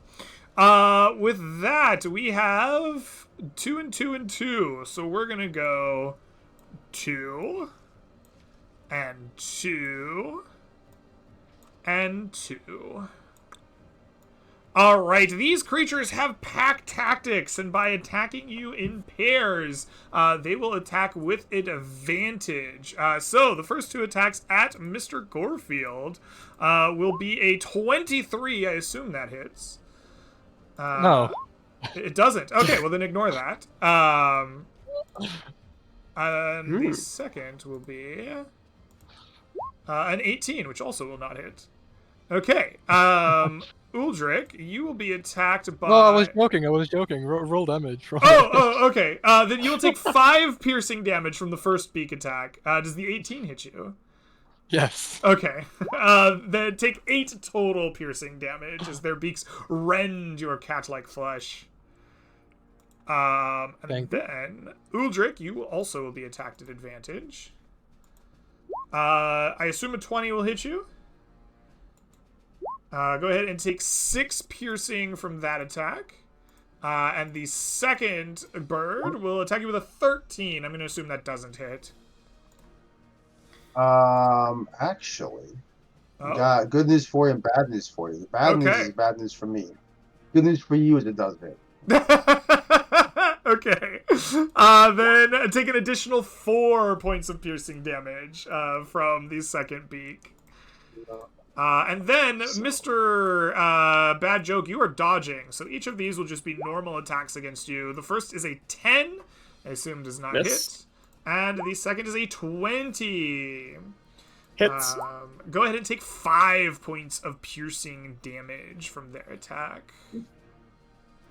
All right. Uldrick, it comes around to you. You and your party are surrounded by red birds. What will you do? As these Bloodhawks come in to attack, tearing pieces out of all of them, Uldrick seems to look around, sees that the Bad Joke is next to him, sees that Gorefield is right beside him, and he tries to call out like a brief warning, but I think he's too the sort of pent up like energy is a little too much, since I think it might be his first casting of Arms of Hadar, possibly a second, but it's not a spell he casts often.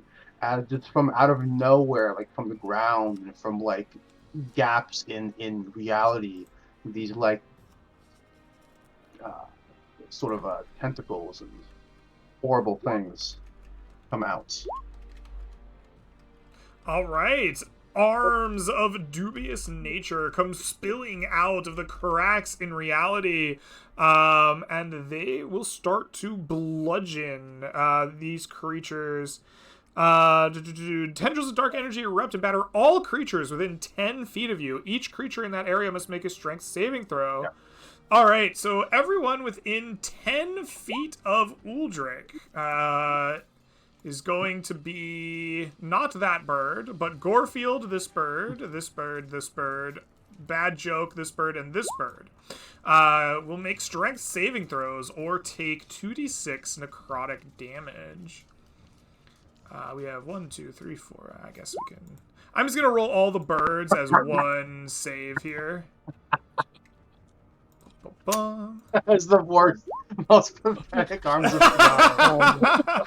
The birds all Ooh. fail the Technical save. the birds. They will take 2 points of damage each. Everyone who succeeded the save, please take 1 point of damage. But also, Which is only the bad joke. Yeah. They also can take reactions. All which, right. I think will That's allow Udrik to sort of reposition to, like, I don't know, here? All right. You Just use out your of the cloud of murder. exactly. Yes, you reposition out of your cloud of murderous arms. Gorefield, you have just been bludgeoned by arms of dubious nature, and are surrounded by birds. What do you do? Oh, Garfield's not happy at all. Like, I just got slapped by my own teammate again. Like, no. This does not flow in my party. We're gonna have to have a word about this later. For the time being, I would like to yeet one of my sickles at this guy. All right, absolutely. If anything, the arms of Hadar probably, like, billowed your cloak just a little bit more. You yeet said sickle, striking directly into the torso of this eagle. The hawk. This blood hawk plummets to the ground. It's like 6 feet where it was pecking at the bad joke's head and dies. Beautiful. And as a second attack with my offhand whip, because it has reach, 10-foot range, I will Ooh. try to whip this hawk away from the bad joke. You get your best Devo impression on and crack that whip. I crack that whip. Oh, my With a goodness. 21, you're a good Devo impressionist. For 8 For points of damage. 8 points of damage, that is also enough to drop this creature out of the sky, dead upon the grass below. That's it, folks. That's it, folks. Bad joke. It comes to you. From out of his coat pocket, a singular blade. He turns behind him and stabs the bird atop of him. Excellent. Stab. Stab. 9. Unfortunate. The 9 You'll then- unfortunate is not a hit.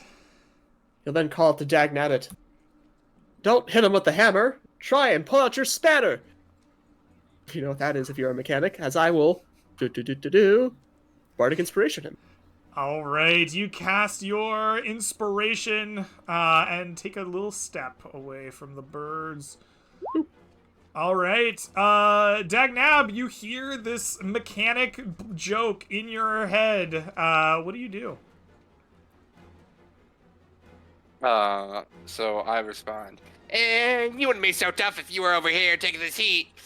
And he pulls out a little pistol and cocks it at the bird, pulls the trigger, and there's actually just a flag that says bang. And let's see if it works.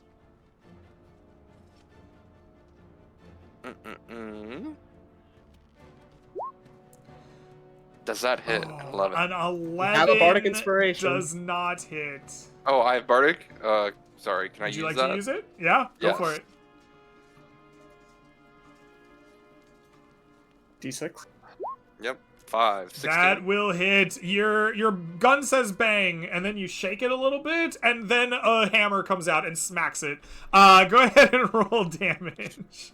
All right, and this whole thing like falls to pieces. All right, you shatter it for 8 8 damage. bludgeoning damage, which is enough to bludgeon this this blood hawk to death in front of you. Then I'm gonna run over and check out my footwork, Mac. And You make one an a good unarmed old kick. strike, absolutely. Bludgeoning it for 8 more points of damage, and sending this hawk to the ground as well. All right. With that, it will be the Bloodhawk's turn. These two here are pack tacticing Mr. Underground, and they're going to continue doing so. That seems like the best thing they can do. We'll have 2 attacks at advantage, 1 critically striking the Bad Joke. Bad Joke, please take for me 6 points of piercing damage from that beak. The second one will also hit you with a 22 for an additional 6 piercing damage. This one here, I'm going to give a roll. Let's see how intelligent a creature this is. It is not. It is not intelligent. It will not use its pack tactics. It's just going to keep trying to eat the cat in front of it in a strange, like, reversal of roles. A 17, well, that, I assume that hits you, yes? Yep. All right, please take for me 5 piercing damage. Wow. And it will come to Udric's turn. Udric, what will you do? Think now that he's slightly out of range here, Udric will see his friend, the Bad Joke, getting ganged up by birds, torn to pieces. Perhaps his laugh's a little more forced than usual, and he'll pull out a pair of hand axes, smile, and charge into the birds. All right, you charge into the birds. We are going to go right over here. We're going to stand on the body of that bird, squashing it beneath my feet, and we shall make 2 attacks at the bird to my left. All right. Well, 1. We'll say. Attack the first. The first is a 12. That is a hit. Okay. Nice. For 3 points of slashing damage. It is enough to bloody the bird in front of you, but not enough to kill it outright. You have -1 to damage? Yes. Udric is not very strong. He has -1 strength. Oh, and actually, I can do this with anything. I thought this was just arranged, but during my turn, I will like swing a little harder on that one and deal an additional 2 thunder damage. You do 2 thunder damage additionally, which is in fact enough. You hit this with your hand axe, and then, like, in a weird, like, breaking the sound barrier type of way, there's like a thunderclap that trails your hand axe by a split second, and this thunderclap, like, erupts the creature's wounds from the hand axe deeper and further, dropping it from the sky in front of you. And then Udric will scream at the other one. Oh! Attack it with this offhand hand axe. All right. That 10, though, will not be a hit. Yep. And then that is my turn. All right. Gorefield, it comes to you. There is not but 2 birds remaining. As, you know, Gorefield has been battered. He's bloodied now. There's blood streaming through his face. He's gonna say, "Hawks, Tua." He spits on the floor, saying, "I hate them."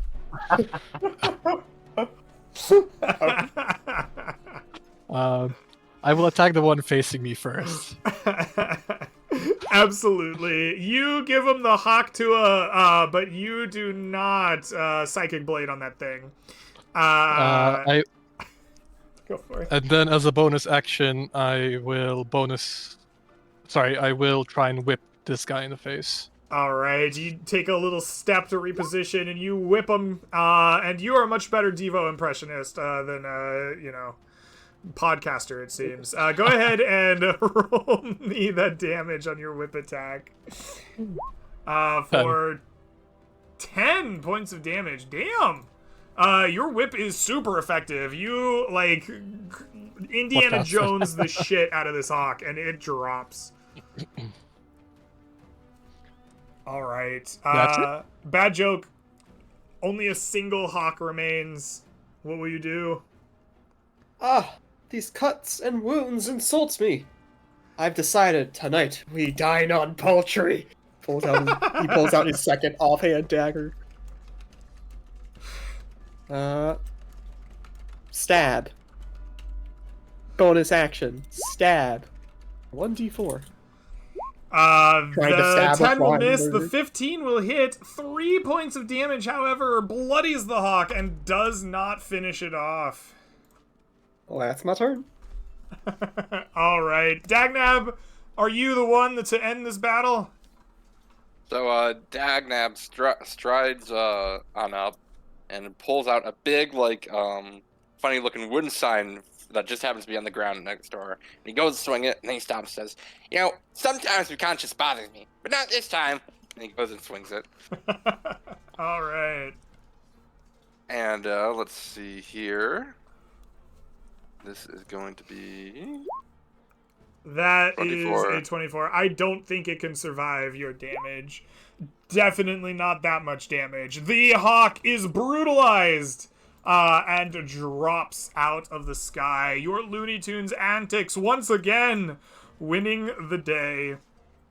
The grass field is littered with bloodied hawks, but there is no further threat to you and the party. Poultry? Yeah, definitely gonna get some nice chicken, get some feathers for the trophy rack. Looking good. Absolutely. No thanks. I'm a carrot man. Out of curiosity, can you use Dex for quarter stuff? Monk. Only if a- it's finesse, which I don't think it is. It might be. Can monks I do don't it? think so. Okay. It's a monk weapon.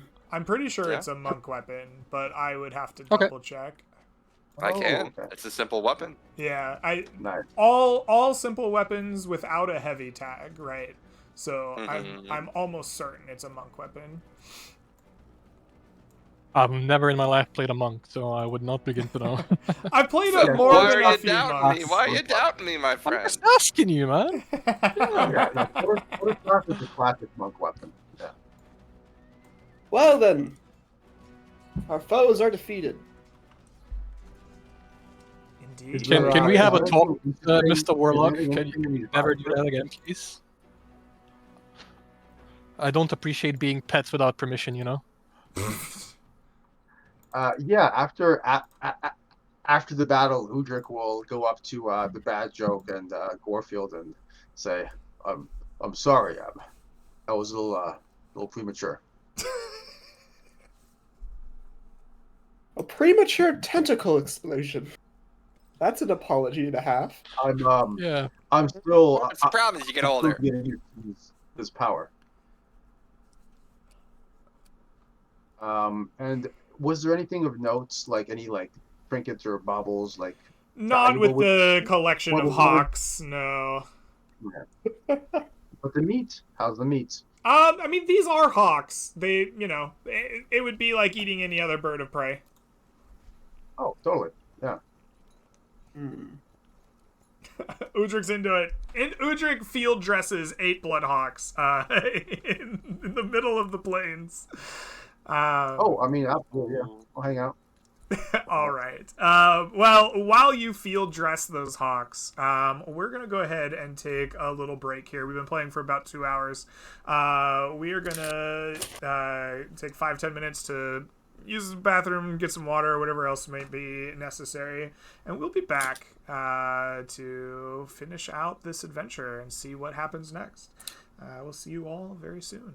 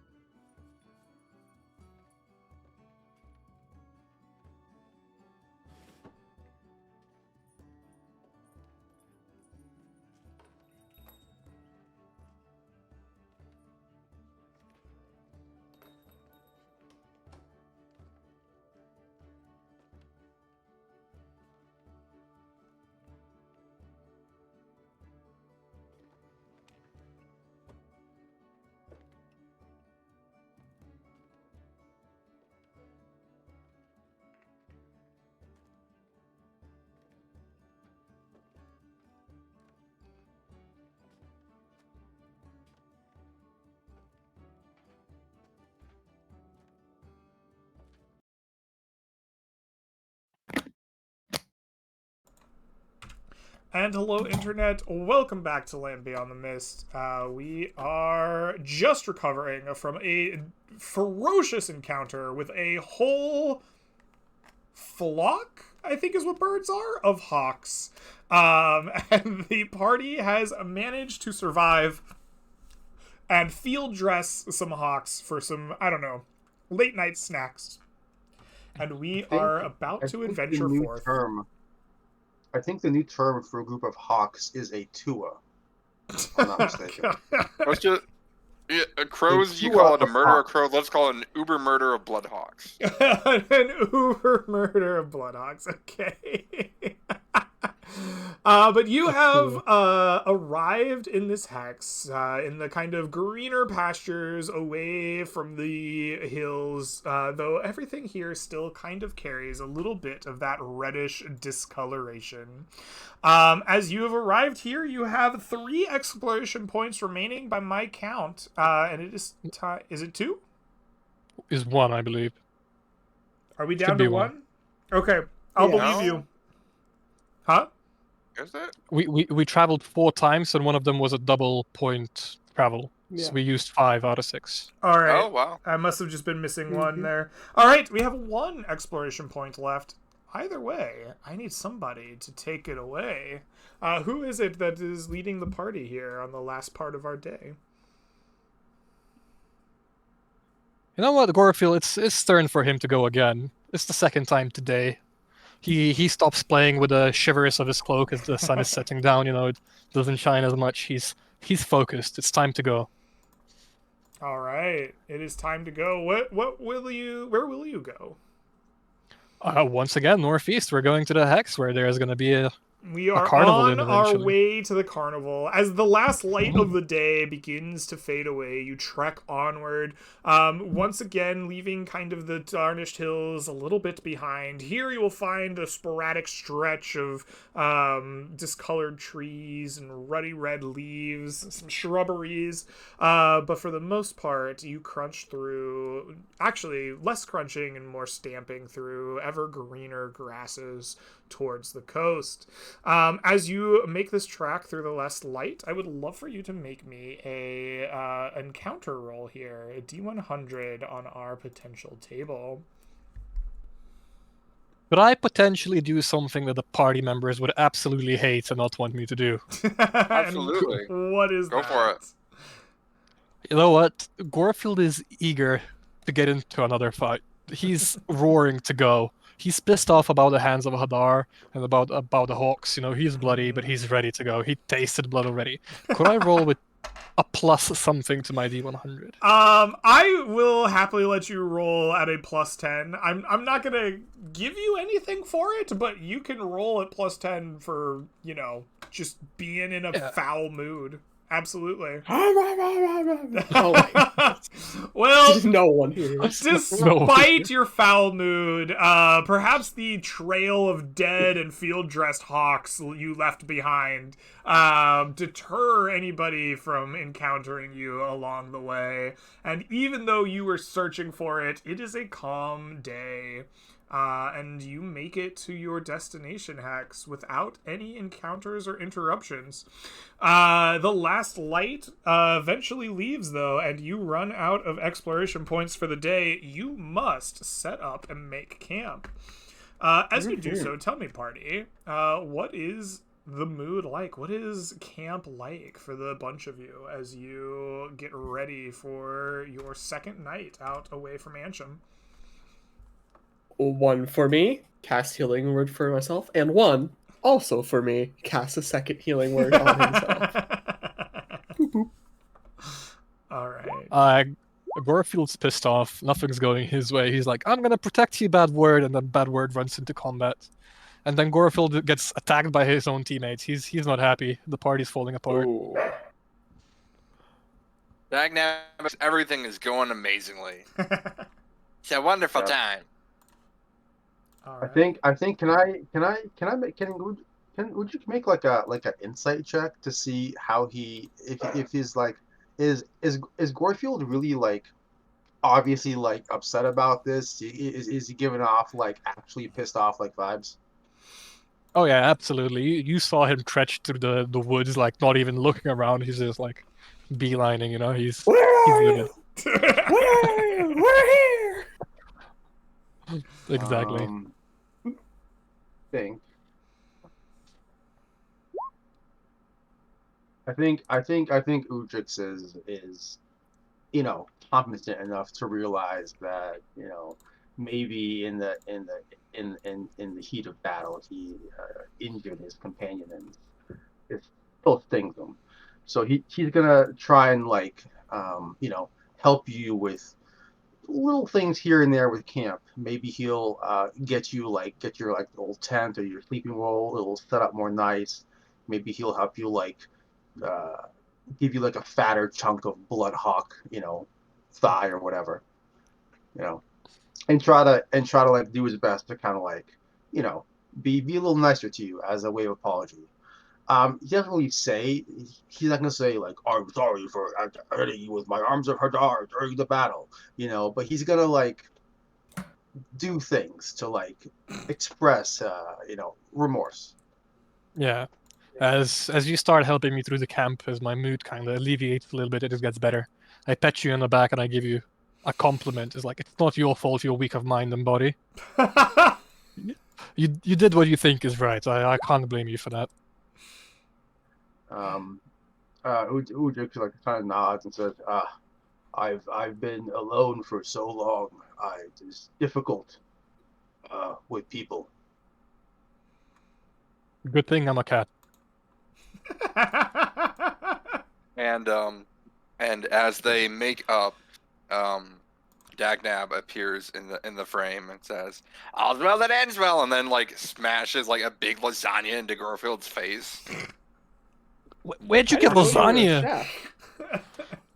a lasagna? chef. He is wearing a chef's hat and apron.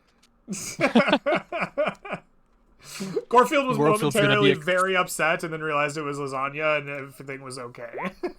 Yeah. All right. Yeah, As and this then there's a mage hand that comes up, wipes the pie off your face so you can see. All right. As I this think Gorfield gets even more annoyed by the lasagna leaving his face, but he's doesn't like, say "No, anything. come back here." All right. As this comedic interlude comes to an end, night will fall, and I need to know who amongst you is the most unlucky this evening. Please make for me Incoming unmodified. another Udrix. Who's at the butt end of this bad joke tonight? No. Give me one moment, please. My sheet lagged out. No 0. worries. There we go. You A can- 4 again. You lagged out because you are the least lucky of the party tonight, Gorfield. Gorfield, as night falls and party falls to sleep one by one, you start taking your watches. It is deep in the night, and you are alone and cold as the ocean waves here crash distantly, but the breeze makes it deeper out here. Go ahead and roll me a D100 this evening, and let us see if you have a nighttime encounter. I would like to remind you I'm rolling with a +10 because I'm cursing very loudly. He's Good. just still mad. Oh, but despite your anger, or maybe because of it, you drive away anything that would. Oh wait, that's a 20. No, never mind. This is a different table. Yeah, no. You would drive away anything that may have come to encounter you in the night.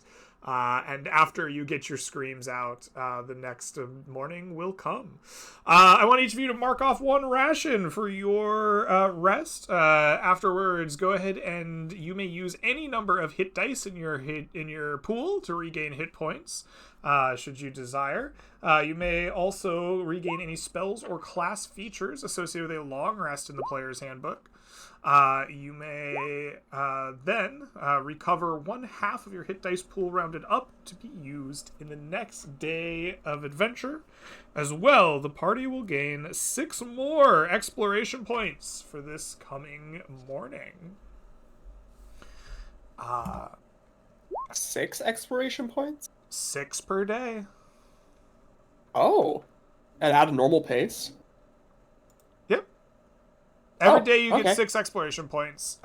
If you travel more than 4 hexes in a day, you will be at a forced march.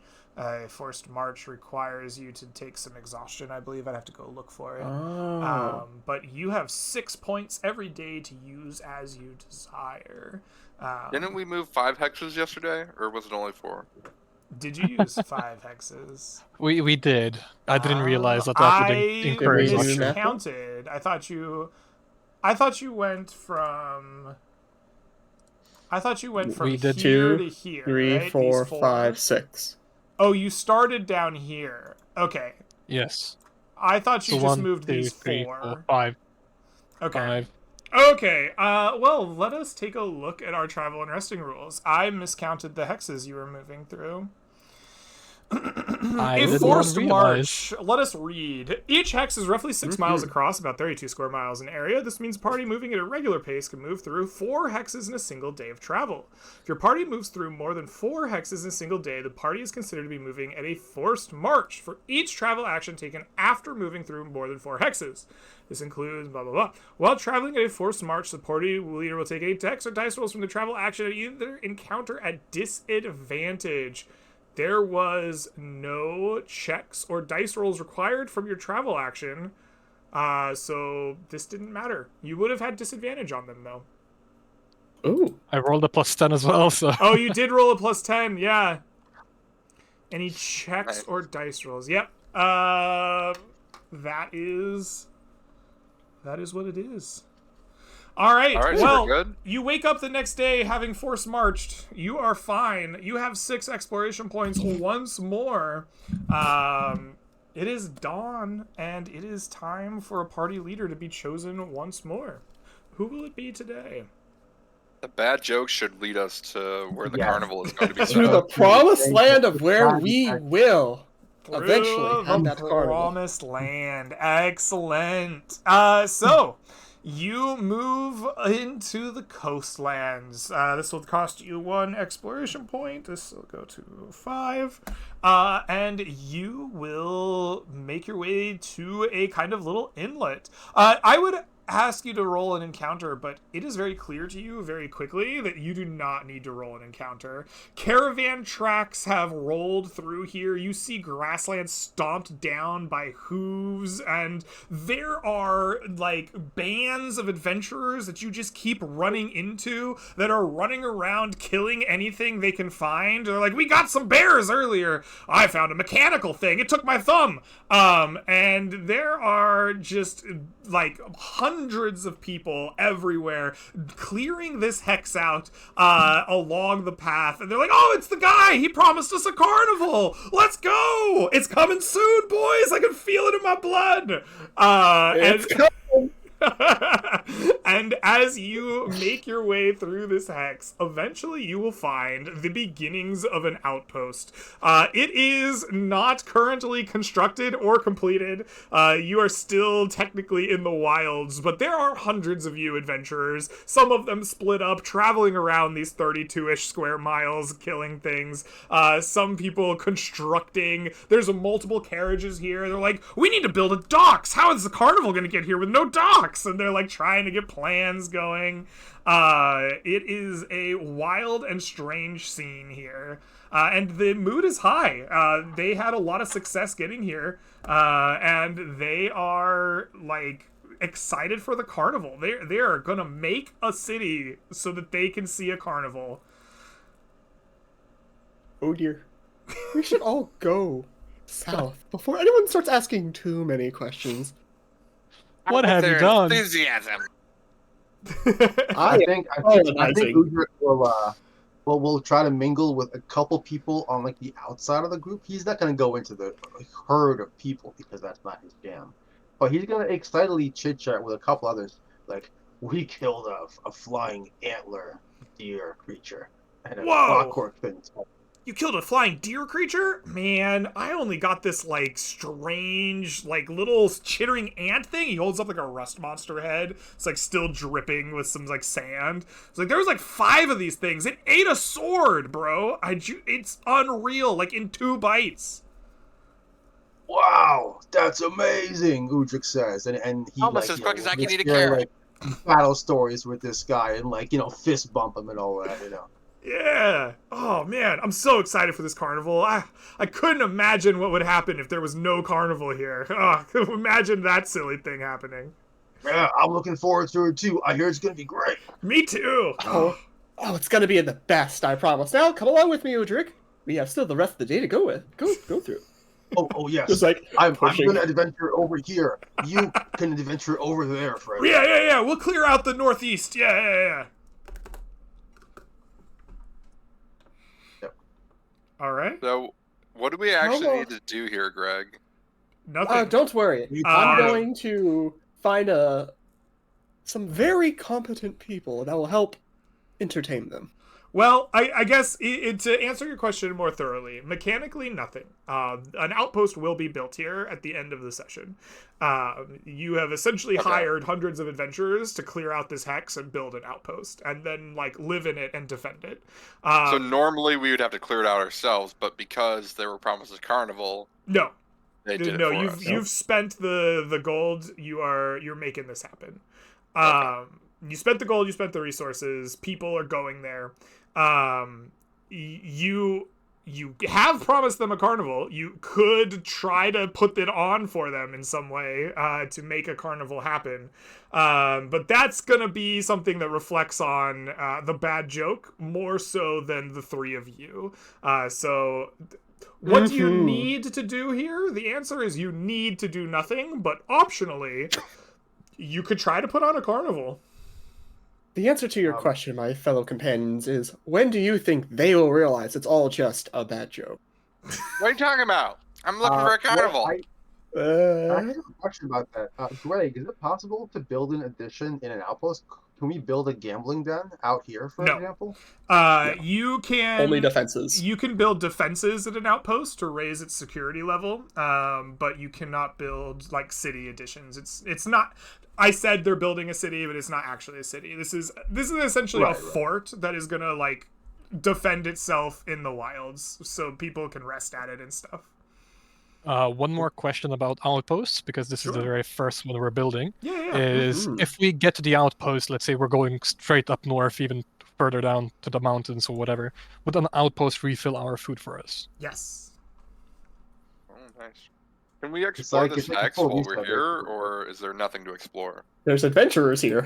I mean, there are a ton of people exploring this hex. Yeah, you could do it.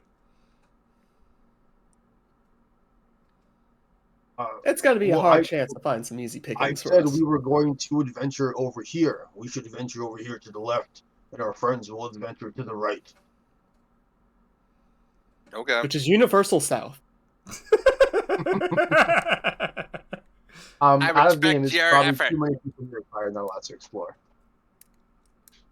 All right. So I guess, are we going to explore this hex, or are we going to move into a new hex, or are we going to do something else entirely? I've kind of heard different ideas here from everyone. So who's I the like party the leader idea. next? I'll That's- be the party leader next, Okay. and I will attempt to explore this hex. All right. You spend some time amidst the many adventurers trying to find something of note in this hex that has not already been brutalized. I'm not going to ask you to roll an encounter, as currently there are many encounters happening all over by many adventuring parties. Even if you were to find something particularly dangerous, I'm sure people would come help clear it out. So rather than that, I want you to tell me, how exactly do you go about exploring this hex? What is it that you do to find something interesting and eventful? It's not so much whether there's dangerous monsters or other things that adventurers would have to combat, because like you said, that's already being taken care of. But I think, whether there are any interesting ruins to look into or otherwise structures. He's just keeping his eyes and his ears out for anything that might be of note in the area. All right, absolutely. You're keeping your eyes and ears out. You lead the party around this kind of inlet across the grasslands, searching for something of interest that has been left behind. I want you to make me a just perception wisdom check for keeping your sharp carrot-fueled eyes out. Go ahead and make that check a DC 12 for this hex. Ooh. 17. That is a 17. You will have success, most definitely. What will you find out here? You are going to eventually find a coastline. Here you're kind of following the inlet away from some of the more like well-traveled grasslands, and the outpost is going to be built up, and there's some like cliff sides here. And while exploring the cliff sides, you are going to come across a strange crater-like divot in the hillside, right? Like you're kind of looking down on it, like what in the hell? And as you keep your eyes peeled, you spot down below the crater, kind of in the sands beneath this seaside cliff, a small spot, like kind of as if you dropped your Acme hammer down the cliff, catches your eye, and inside of your Acme hammer spot, you spot skeletal remains of a creature that has some kind of rusty metallic thing attached to it, or on it, or by it, that glints in the sun, and catches your eye. I reckon that a poor fool fell off that cliff there. Shall we go down? Lead How, the how, way. how steep is the cliff or the What crater? is it? I mean, you're probably not gonna like walk down it. This isn't like a jaunty hill. This is a true cliffside. If you wanted to scale straight down, you'd probably have to do some climbing of some kind.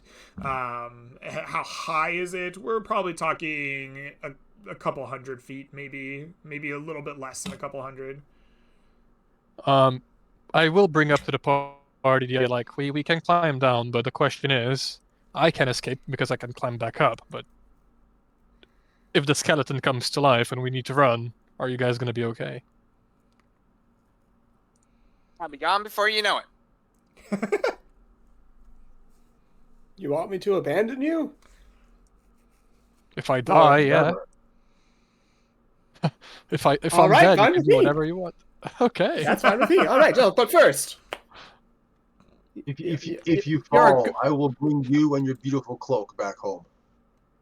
Thank you. but Gorfield and Dagnab, you're both good people. I'm glad you understand the strife I'm going through right now. It's a lot of emotional turmoil and the responsibility being placed on my shoulders. Here, have some aid.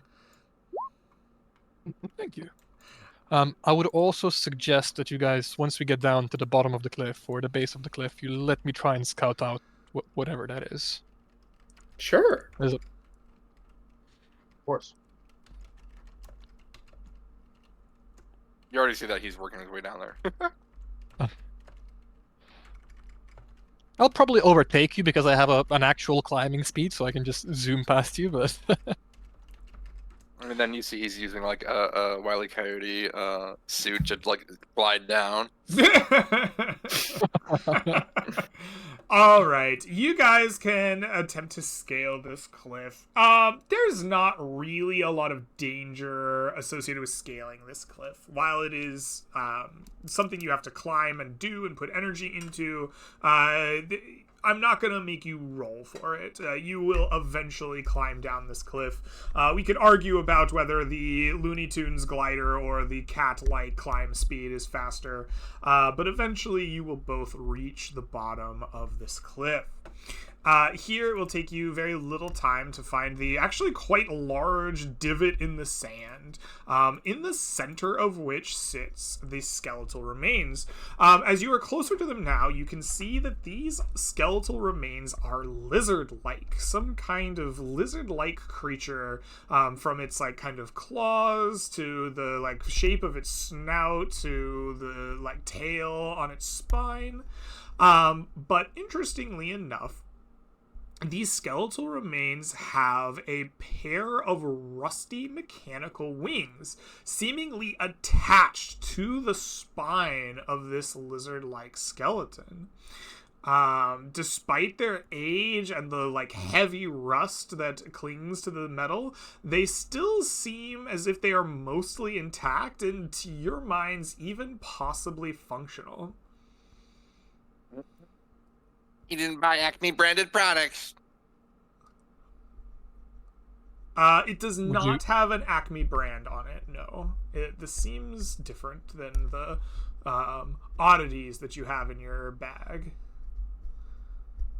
I will pull up the hood, reflect as much light as I can, and approach it slowly, stealthily, trying to see how the lizard died. Is it like traps? Did he just fall down from the sky? You what pull up caved your him in? hood and try to take the shimmering of your cloak and displace the light around you. You step with care, each foot pad barely even making contact with the like sand around you. As you approach the creature and observe it, please give me a medicine intelligence check. I will give you advantage on this check. Okay. Before you say anything, I will be using the feature of my class to add a d6 by using a psionic dice to that. Okay. 17. That is a 17 in total. That is quite good. Not only do you realize that the cause of death is, like, bludgeoning. Like, this guy's head took, like, a severe bludgeoning. You notice, based on the angle of it, the angle of the fall, some of the fractures in the legs, some dents on the wings. This guy's very specifically flew head first straight into the cliffside above you and fell here dead. We lost Leova, by the way, so the stream cameras are a bit scuffed. Excellent. Nope. This wouldn't No, be... not me. I'm still here. Nope, I hear sorry. Leova. It is King King Lyoko. Lyoko. All right. Just gonna join by phone, he says. Oh, all right. there he Welcome is. back. I think we got you. With that, hopefully we have technical difficulties out of the way. Looks good on my end. Apologies, friends. All Gonna have right. to go. Going with the phone. All right. Welcome back. If in case you missed it with your check, this guy flew straight into the cliff above you, like basically head first, died instantaneously, and then fell down here to the cliffside below. Greg. Gorfield has 6 intelligence, so he doesn't connect that the wings could be cursed, and that the wings made him fly into the cliffside, so he's like gonna be like, oh, cool, we can check out the wings then. Can I will approach the corpse once again, slowly and carefully, just in case something's there. But can we just simply remove the bones from the skeleton, or? You saddle right on up to this body. Take a look at the creature. While you do that, I heard Dagnab McNabbit try to ask a question or something. What's up? Oh, I want to immediately help the cat put the wings on. Okay. All right. Excellent. You guys will see that they are kind of like surgically clipped into the spine of this creature. You do see what appears to be like I don't know how to put this, like sockets built into the spine. You think that you could very likely unclip them in some way, but there's rust everywhere and they are old and dented. It's going to be like difficult not to ruin them, but it is possible. Oh. What I would like to suggest, Greg, I'm one of the only people, if not the only person in the Mist, that has access to thieves' tools and is able to use them. And actually has them. Would that help me in my endeavor whatsoever? I think that little you could tools, would I be definitely able to- use those to make a check. Yeah, those would help for sure. Do I roll? Yes. Would All you right. like a bardic inspiration? Would be lovely. All right. You got this. you take out your tools and you carefully try to unbend some metal and unsocket these wings from the spine of the creature. You are bardically inspired, I heard, and you are getting the careful administrative help of Dagnab McNabbit, giving you all kinds of helpful Tom Sawyer-like advice and occasional goofy horn sound.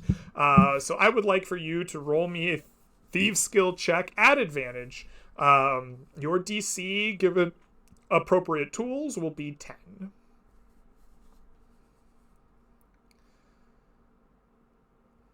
I can't fail. No, I literally can't You fail. cannot fail.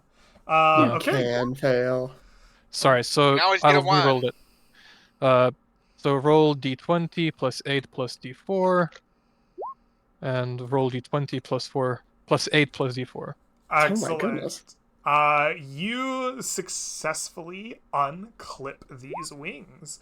You bend the right pieces of metal, you scrape off the rust, you carefully unhinge them from these sockets, and they come popping off into your hands. It is a pair of wings, each designed to physically get socketed into a creature's spine. And though they are rusted and old, they do still seem to be entirely in one piece to you. Greg, can we please try to surgically attach these to the cat? Absolutely. Why me?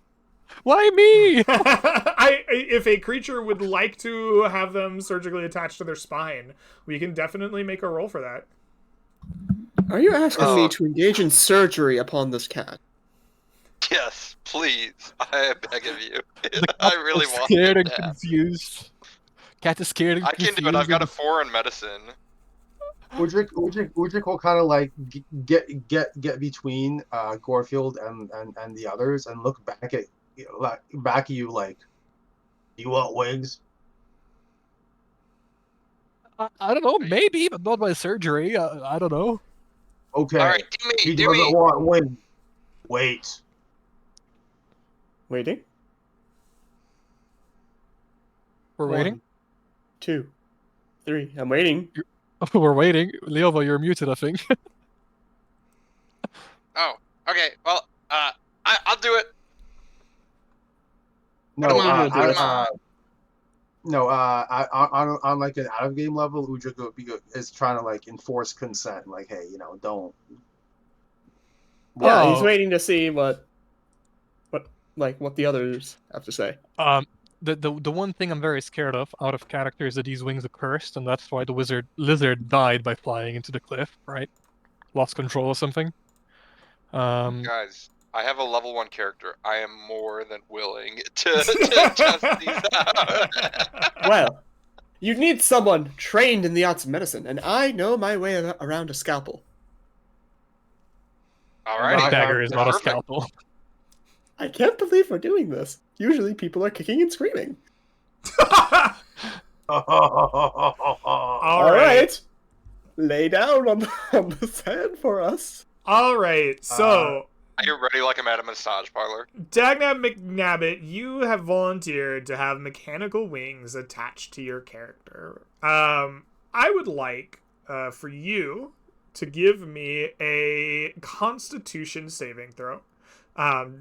You are going to be the bulwark of this. You have to find a way to grit and bear the pain of surgery here, as they need to be able to socket this into your very spine. I'm going to need someone in the party to give me a medicine intelligence check. We don't want to screw this up and paralyze our friend. We need to know how to do this accurately and well. The medicine intelligence check will give us the know-how.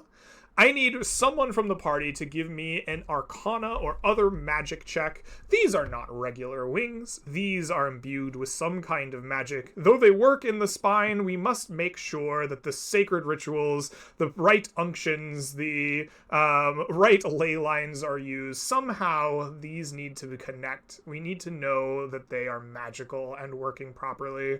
And I need somebody to give me a sleight of hand check. Somebody needs to show me that but they are deft with a scalpel or knife or dagger, and they are good at it. So I'll let you guys ponder your roles, and we're going to start first with Dagnab McNabbit. I would like a Constitution saving throw, please. You got Does this, the bard champ. have some inspiration that I can take? Oh, of course. I- This. Yes. No, go ahead. Sorry. Of course, it's going to be. We are treading new surgical grounds today. If it ends in a disaster, we will all learn from this experience together. I inspire the patient. Lovely. I love that. All right, let's do it. Okay. Oh yeah. Is a 23. You brace yourself, body and mind, to withstand what is to come.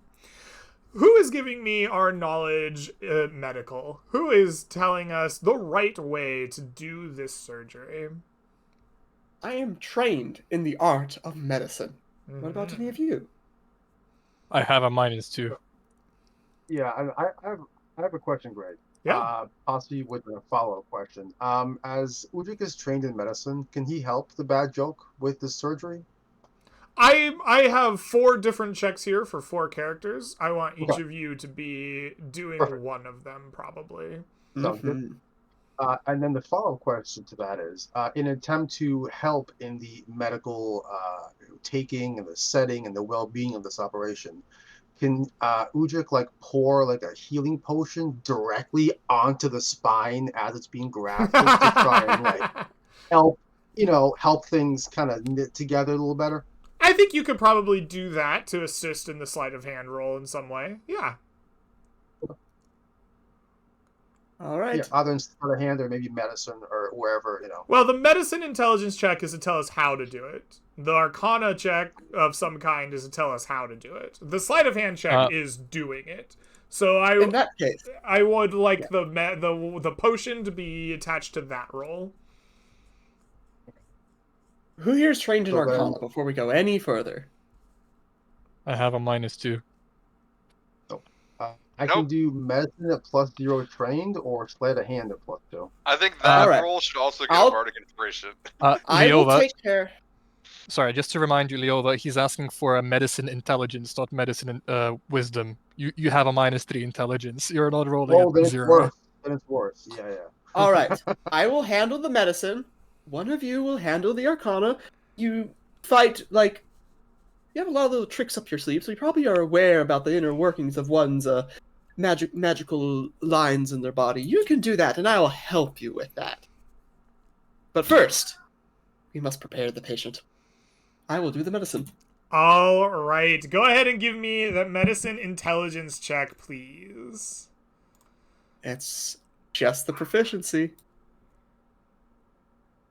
A 5. All right, you muster all your knowledge of the human body and where to cut and what to do, how we're going to access the spine, and you start telling the rest of the party exactly what to do and how to do it with confidence and gusto. All right, I need somebody to give me an arcana check of some sort. However you understand magic, whether that's your intelligence or your wisdom, or even the force of your own charisma and personality, I need to know how well we attach magic to somebody. Do you have proficiency in Arcana? No. He will have a bardic inspiration. I'm technically better at sleight of hand, but I could maybe angle for an Arcana charisma. Yes. Okay, Since that's where his magic comes from. Yes. Still wouldn't be very good, but it would be better. I mean, Yeah, +3. I have expertise in sleight of hands. If we actually want to succeed, I think I should be the one cutting up. Yeah. Perfect. All right, Uldric, absolutely. Your understanding of magic comes from your charisma. You're a warlock, right? The force of your personality. Go ahead and give me an Arcana charisma check, please.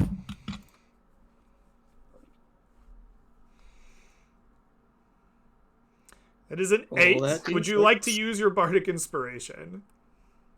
Yeah, it's a D6, I believe, correct? Yes, it Mhm. is. That is Okay. an 11. You'd think of all the magics you know about magic items and how they interact with the body and the person, and you start giving some instructions. And Gorefield, you're taking this all in. Lines are drawn upon the back of the body. Magics are intoned. Sacred oils are given to you. King Lyoko is downing carrots at the rapid speed, preparing himself to weather this. Your execution is the last piece of the puzzle. I need a sleight of hand check to make the right cuts, to make the right attachments, and make sure this wings are attached.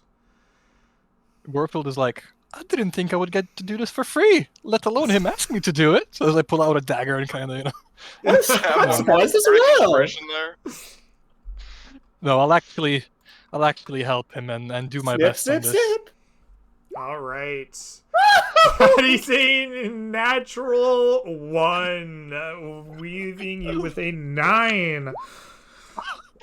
All together. Oh, yes, you're pouring a potion over his wound. Shall I give you advantage? Or shall I give you a straight plus? I think I will let you have advantage for the expenditure of a magical item. Yes, I will let you have advantage. Yes. Udric has a potion of greater healing Uh-huh. that he pours over to attempt Ooh. to salvage this operation. All right. As the But he strange knows he's not very cutting smart. goes slightly awry, you pour out a potion of greater healing, allowing a second chance for Gorefield to do his dirty work. And that's going to make this a little bit more interesting. So, we have a 23. And I'm just gonna say this. I kind of stab his spine on purpose, killing him. And Lil is like, not on my watch. No, this actually Okay. causes full body paralysis. Let's fix it. We're All right, so probably, you like, have the a two dumbest 60 total on the dot. So divided by 4, that is exactly DC 15. At the end of this long procedure, Dagnab McGibbet, you have successfully attached wings to your spine as if they are your own. These heavy wings add an additional 20 pounds to your character. They grant you limited flight. You gain a flight speed of 20 feet. But the limited factor is you must end your turn on the ground or take falling damage from wherever you are at the end of your 20 feet of flight. The end of your turn is how we're gonna spin that. The wings do require an attunement slot. The surgery was only a partial success. You did not clear DC 20, so while the wings are successfully attached and you get the full benefit of them, you will take a permanent wound. Please reduce your maximum hit points by 1/2 of a hit dice's value for your character. This will remain until the wound is healed in some way, magical or otherwise, in the future. I love it. I am now down to max HP of 5. Of 5. Don't worry, you're in good company. But these wings are yours, and you can try them around, and they are as if they are an extension of your own being. It takes you almost no time to figure out how to use them, and you begin to fly around 20 feet or so at a time, and then falling down to the ground and trying them out again. They are yours. Can I and a just part of say how majestic it looks? Like he hops as a bunny like 10 feet and then flies, Mm-hmm. Well, I know what my quest is next time. Alrighty. Get rid of them. Oh no, get them fixed. Properly The badge- oiled up. The bad joke then turns to the cliff to any number of onlookers that witnessing this entire operation. That probably took an hour long. We don't know It how long probably it takes did, before yeah. the spine surgery. I hope you all enjoyed just a taste of what the Carnival has to offer. People watched us almost butcher our friend with mechanical wings. It was And he's amazing. flying. Their intelligence saving throw is really low, like 2 on the dice low. They're pumped about this. They're like, oh yeah, we're gonna have flying dudes. I want wings. I bet they're handing out free wings. Free wings, BOGO wings, baby. And you have super excited carnival goers like leave the cliff to go spread the word of BOGO wings. Oh my god. Oh. Better find more wings. Somebody pass out Red Oh. Bull. It's all coming together. Is there anything else of interest in this area, or is that it? No, that is your discovery. You have found and placed on your body mechanical wings. Now, Can part he of the remove contract for them doing this somehow? search. What'd you say? Can he remove them if he wishes? No, they are a part of his character now. They are him. Places a hand. I love it. Yeah, we did a Dag really nabbit. good job. They are in there good. They ain't coming off. Oh, it's well done. It reminds me of the olden days. Don't ask about those days. But you're now contractually obligated to attend the circus when it comes to town. I'm waiting for the circus. Perfect. We all can't wait for the circus. I need to think of a plan. But first, we should leave. Can Well, we get we the hell can. out of here, please? Yes. You absolutely can.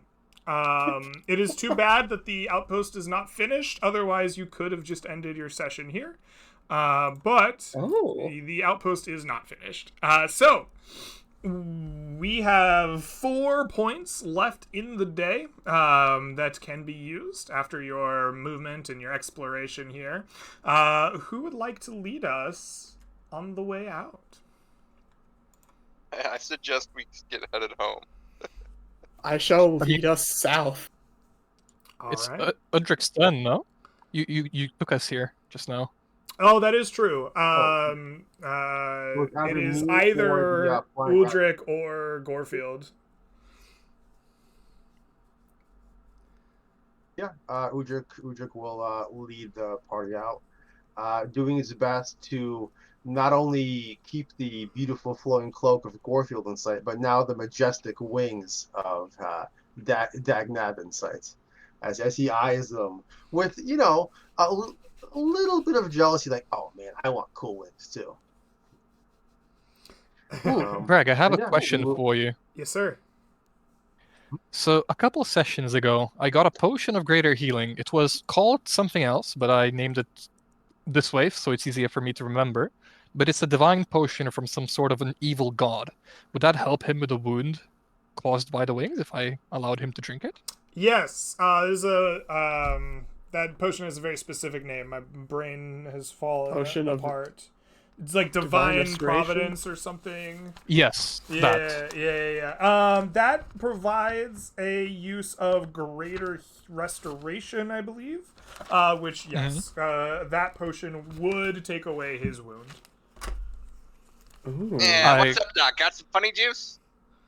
I'll pass on the funny juice to him and be like, "You owe me one." Oh, I was getting thirsty from this trip. I'll just gulp it down without a thought. All right. Yes, you gulp down a potion of clerical majesty. This is a divine potion that will grant you the effects of a spell of greater restoration. Your wounds stitched together, the like wound of your surgery, the scar tissue from the potion of healing, the kind of crazy directions that were given by your friends kind of knit themselves together, and you feel yourself refreshed and renewed to full effectiveness. Oh my god. I I'm assume a the fool. wings are still faulty, though. Correct. Yeah, you still are granted limited flight. Alrighty. We could have just butchered him and then brought him back to life like we're a miracle worker. That would have been a show for the guys, no? Oh, that would have been for the show. All right. As this Thanks, Doc. I'm happens, feeling better. this all happens as you are traipsing ever southward, as Uldric has led the party away from the very, very excited group of outpost builders and back away to the grasslands from which you came before. As you lead the way, Uldric, I would love for you to roll me a D100 on our encounter table. Wow. Oh, that's a 5. Oh, that's a You scared 5. me. That's a D4. A 66 indeed. All right. You are going to find something out here in these grasslands, perhaps running away from the just crazed adventurers butchering things behind you. And as you do, I would love for you to roll me a D10 on the surprise table.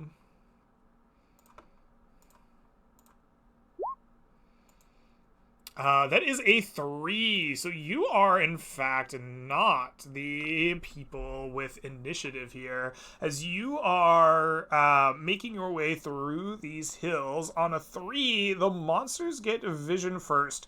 Highest DC monster gets a 1 prepared action to start the encounter. It turns out that the creatures that have run away from all these adventurers are hanging out here, and they see you and your band coming. There is a bit of rocks upon which a couple of horrific beasts hide behind.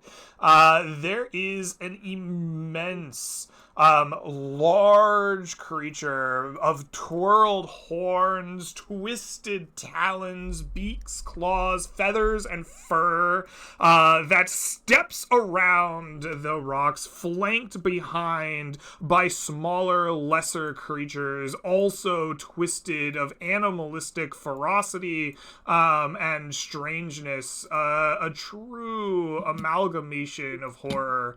And they have a prepared action. The highest DC is, in fact, the Dogre, this dog-like, twisted, furred, beaked, and taloned creature. And it is going to prepare a large rock. It picks up an enormous stone, and it hurls it at one of our party members. It hurls it at 1, 2 in camera order. 1, 2 is McNabbit. No, it's not anymore, because McNabbit has changed his camera order. It's Leova. McNabbit, your phone has saved you as you have reset the camera order from what I remember it being. Leova, you are the new number 2 on the dice. A rock comes flying your way out of the sky. You are not surprised by this, but it does try to smash you. You are attacked with a 16. Does that hit? Yep, that'll hit.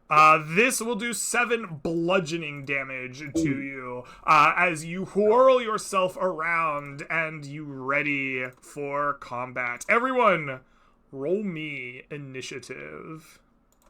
Mm-hmm. Peak cinema. 12. Ooh. And we have...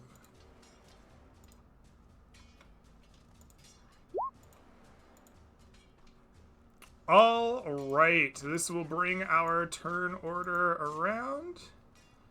Nope, other way. There we go. Dagnab McNabbit, you are the first to react as these creatures surround your party and attempt to just bludgeon you with stones and wicked claws. What do you do as the beasts ready to fight once more?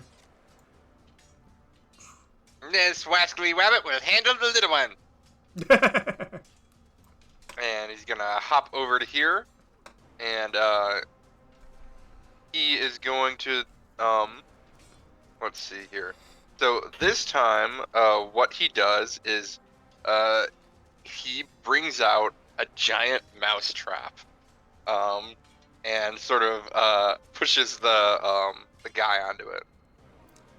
All right, you attempt to shove the creature onto a giant mousetrap. Go ahead and make a roll to hit here. Alrighty. That is a 24. Damn. That sure will do it.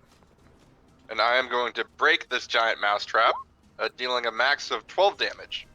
All right, you do exactly that, using all of your Acme know-how to somehow smash this this mighty creature into a mousetrap. It will bloody it, but it continues to try to swing its nasty claws your way. And then I will give it a good old kick on the behind for good measure. All right. 16 will hit. Go ahead and roll me damage. A 7, that will bring it to this many hit points, but no further. All right. That's my turn. Gorefield, it comes to you. What will you do? I would like to run up there 10 feet, hide under the rocks, specifically from the ogre. I'm not worried about the gnolls, and try to break his line of sight on me as I bonus action hide, or at least attempt to. All right, go ahead and give me a stealth dexterity check. A 15. All right, let me check out the Dogre here. We will do a little roll. All right, you duck behind the rocks as best you can. If he's rolling perception, he should roll with disadvantage thanks to my cloak. However, I will close in on him or try and sneak up on him, and I will melee him in the face. All right. With, once again, my sickle in hand. You crouch low to the ground, ducking around these rocks, trying to hide, a sickle in hand. And you think he would have seen you, except for a magical cloak that hides you a little bit better than it should. You surprise him. Go ahead and roll to hit with advantage. Perfect. Oh, you critically Beautiful. strike him. Oh. For That's so 18, bad. 19, Oh, 21 damage. Huh? I am very sorry. So the sneak attack is correct. However, I rolled 2d4. It's supposed to be 2d6 plus 4 for the regular damage. I rolled the wrong thingy-majig. Okay. So instead of Yeah, the 3, it should be 2d6 plus 4. I do apologize. Okay, so the psychic damage is 13 plus 18 is 31 damage. Holy shit. Okay, your you sneak under this thing. You rip it, like you just go uppercut, like right through its whole torso with your scythe, and it just falls dead, like mid grabbing another rock to throw at somebody. It just didn't even see you as you just eviscerate this creature. Gorfil is just standing there, like, you know the cat meme, like, huh? And he's really lost, like, what's going on? What just happened? Oh my goodness. Well, with that, it is time to see what these gnolls do. This one right here will whip around to Dangnab McNabbit, who has just punched it and pushed it into a mousetrap, and it is not having that. It is going to... It is going to give you a mighty swing of its claws, attempting to rend you in twain. With a 10, it fails to do so. And that is, I think, all. Not gonna work, you silly fool. Yeah, I think this is all this little guy can do, sadly. This one here is going to decide whether or not the winged rabbit that just tried to kill his friend is the better target. He does. Yeah, he's at least smarter than the birds. And he's going to go gang up on you. And try... This one is going to not have claws, but instead a vicious mouth full of fangs. He will attempt to bite you. Also with a 10, failing to do so. And coming to the bad joke at the end of their turn. The bad joke, so invested in their mind of like, I'm gonna do this awesome maneuver of making them think a whole bunch of adventurers is going to come after them, even though we're killing them. As he turns his back, doesn't see the Dogre go down. As he pulls out the drum and just starts like slamming it, it's like, they're here, they're here. Make me a performance check as you bang the drum of war. Sure, performance. 12. A 12. Very good. All right, you beat the drums. The Dogre has died. Udrik, it comes to your turn. What will you do? When Gorefield stabs the shit out of this ogre, Udrik roars with a mighty combat roar. Gorefield! And then he'll turn over to where Dagnabbit is fighting, and send the Eldritch Blast, trying to arc it, between his mighty new metal wings, and hopefully hit the injured Null there. All right. Your Eldritch Blast will indeed strike it. For 10 points of damage, its body dies and flies comically into the rocks behind it, and then slumps back down. And then he will move just right over here. Get a little closer shot at that one. All right. That's my turn. McNabbit, it comes to you. No, buddy, you're the last one left. You sure you want to do this? And he put him up. And he's gonna go, and then all of a sudden he brings out just a baseball bat out of nowhere and just smashes him over the head with it. All right. The baseball bat comes out once again. He calls his shot over the rocks behind him. Go ahead and make a roll to hit for me. 15. Oh, a 15 is exactly enough. Your baseball bat strikes him. And it's gonna max damage as I break it. All right, and you shatter yet another quarterstaff / baseball bat over this guy's head. That is 8, 10, 12. Excellent. You will bloody this creature with your massive home run swing. And then I'm gonna kick him. Oh, the 12, unfortunately, will not hit him, though, as he defends from your kicks. I've seen that one before. All right. Alright, that's my turn.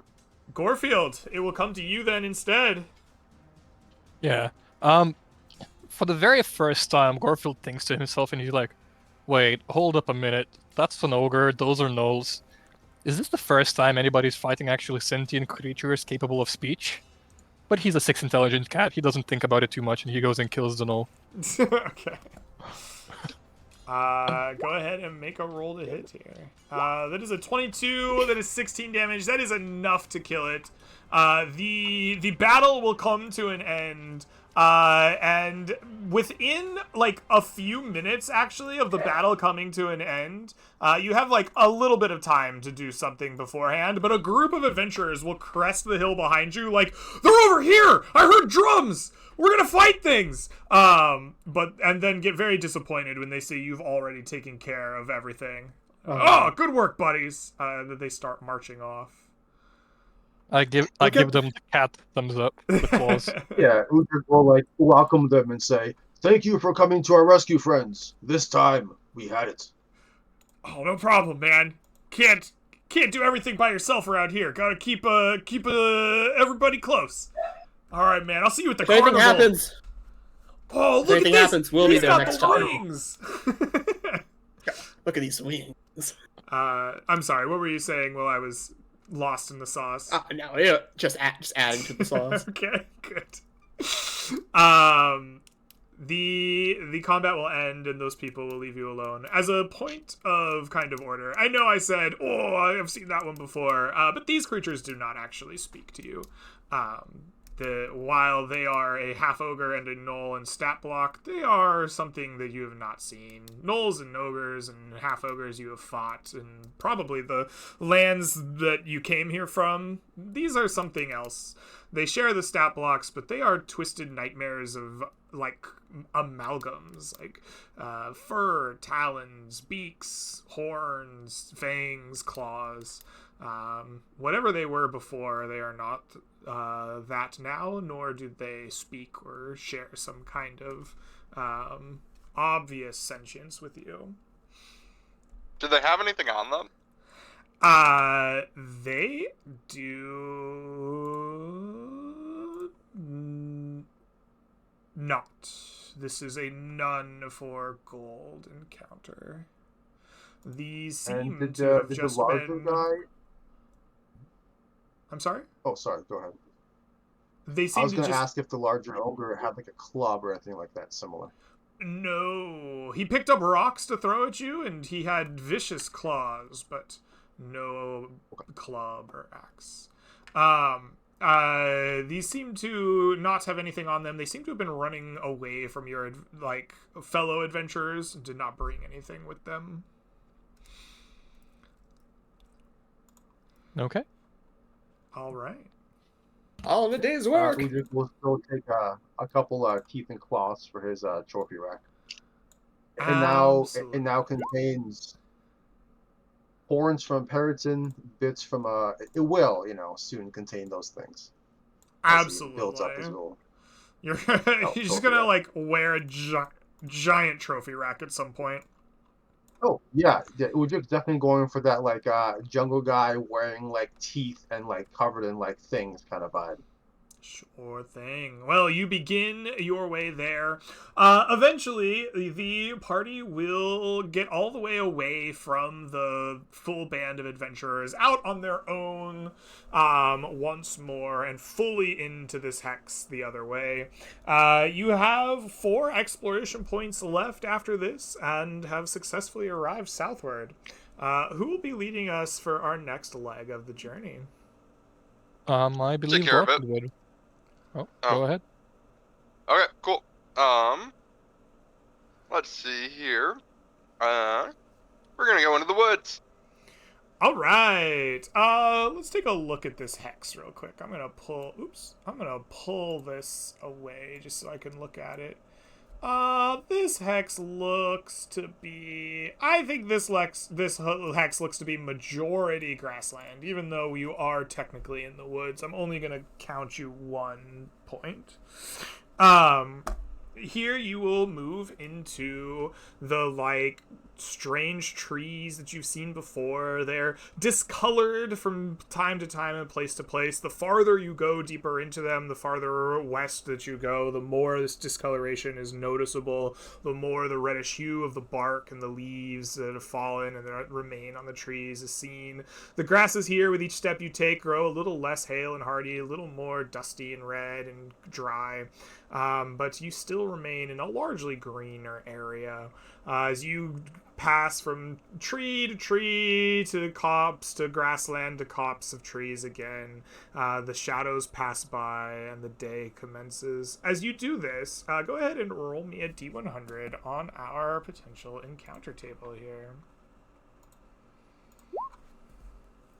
That is a 54. Excellent. Let us check what a 54 looks like here. 54 to 59. Strong winds lash the trees around you, picking up dirt and debris.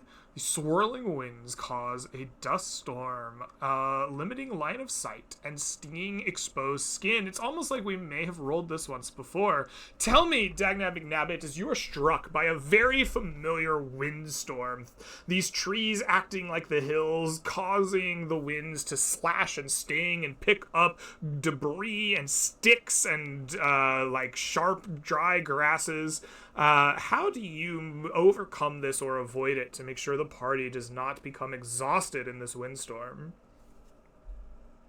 So, I think the best way to deal with a windstorm is to have fun with it.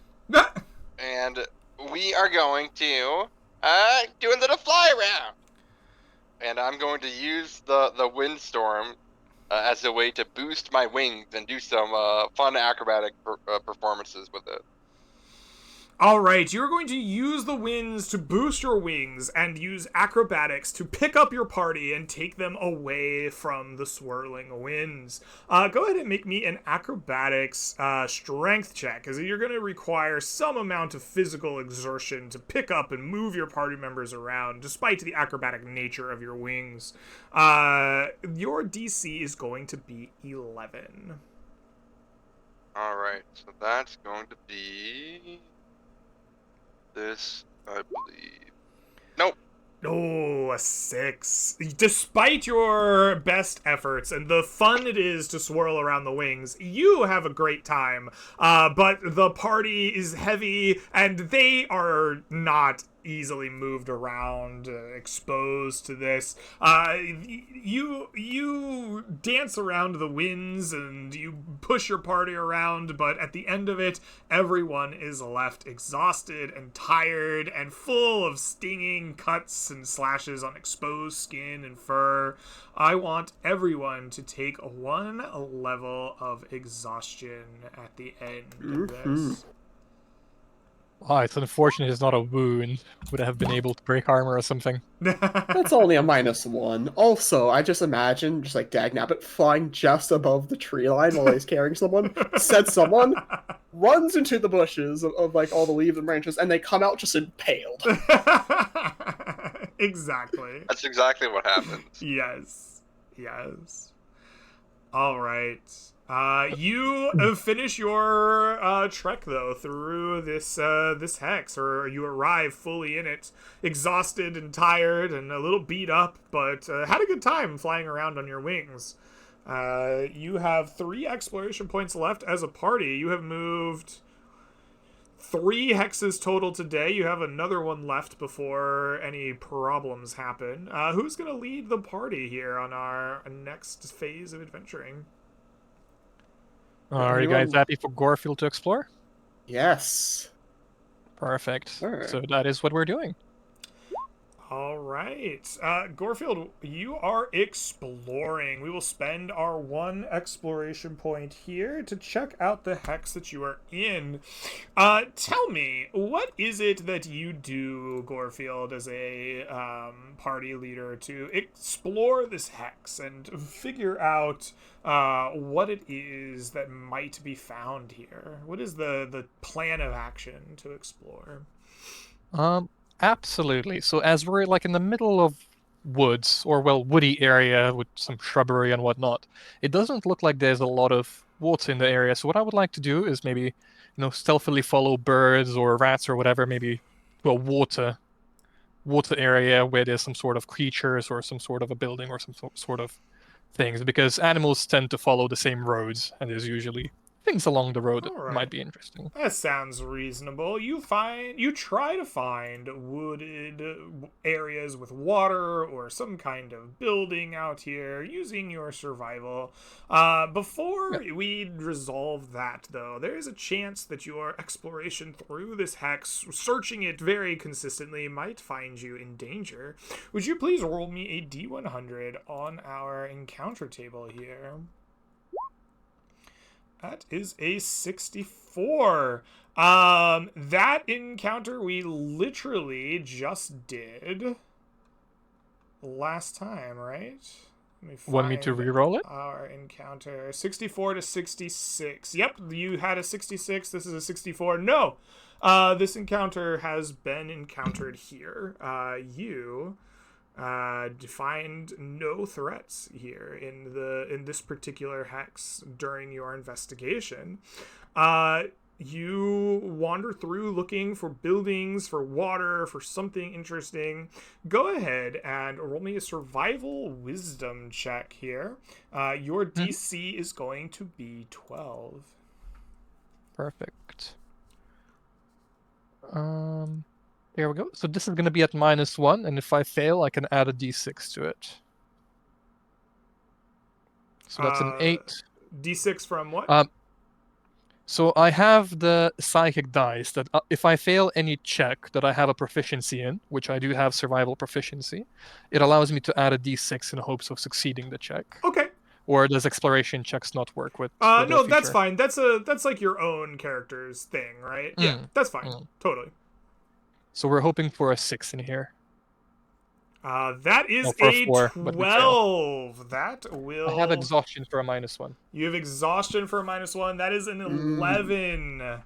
That is unfortunate. That is not successful. Despite your looking for water and buildings and something here, the truth of the matter is you don't actually find any of that. And you just spend most of your time wandering about this hex, looking for something and finding a whole lot of nothing of interest.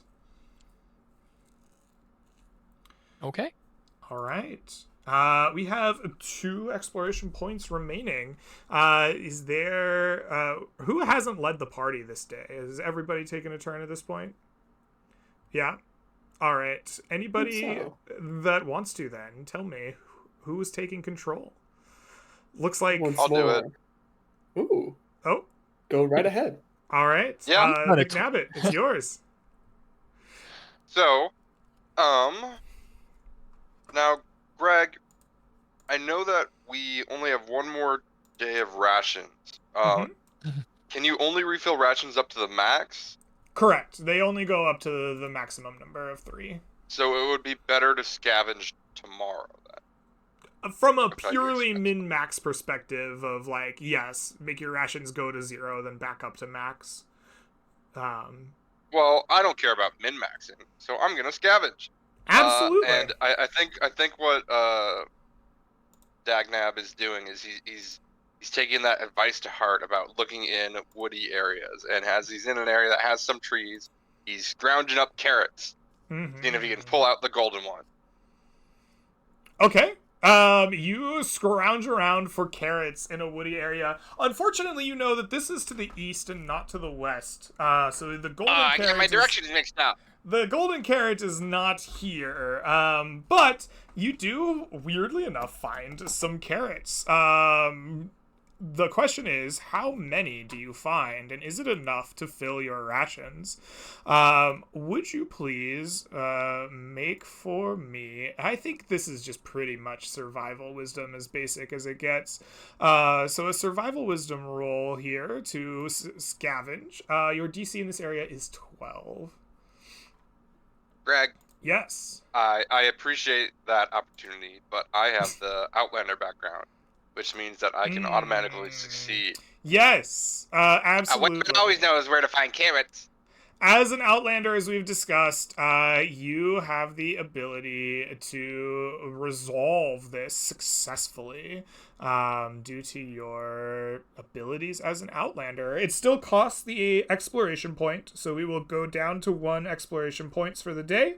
But you do find so many carrots. All the carrots. You find carrots, you find carrot juice, you find roasted carrots, candied carrots, the carrots for days. And you all can refill your rations to 3. All right. Nice. Perfect. Which will bring us to our very last exploration point of the day. Yes, bad joke. You have been looking to be the man here. Tell us, what do you do with it? South. All right. You head your way south. I will let you take that for 1. No problem. You head through much the same terrain that you see before, heading southward now. The kind of copses of woods come and go, each of them the same kind of discolorations, grasslands stretching between, some like crispier and drier than others, some wetter and greener. The daylight begins to fade out of the sky as you march, but eventually you're going to arrive in this hex here. But before you do, let us see if you find an encounter along the way. If you would roll for me a D100 on our encounter table, please. We will see what happens to you. 41. A 41.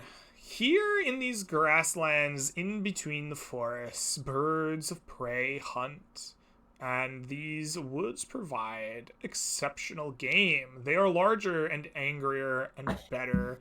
The tracks of these birds you've seen from time to time as you wander around, but now their hooves, claws, beaks, their feet trample the ground beneath them as they charge towards you. Go ahead and roll me a d10 to see who is surprised, if anyone, by this attack by ferocious birds.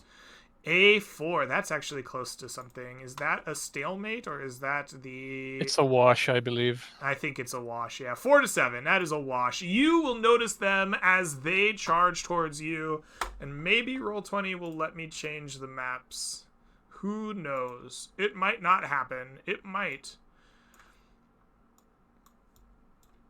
We might just play this theater of the mind. Who knows? Mm-hmm. Oh, no, I think it's working. No.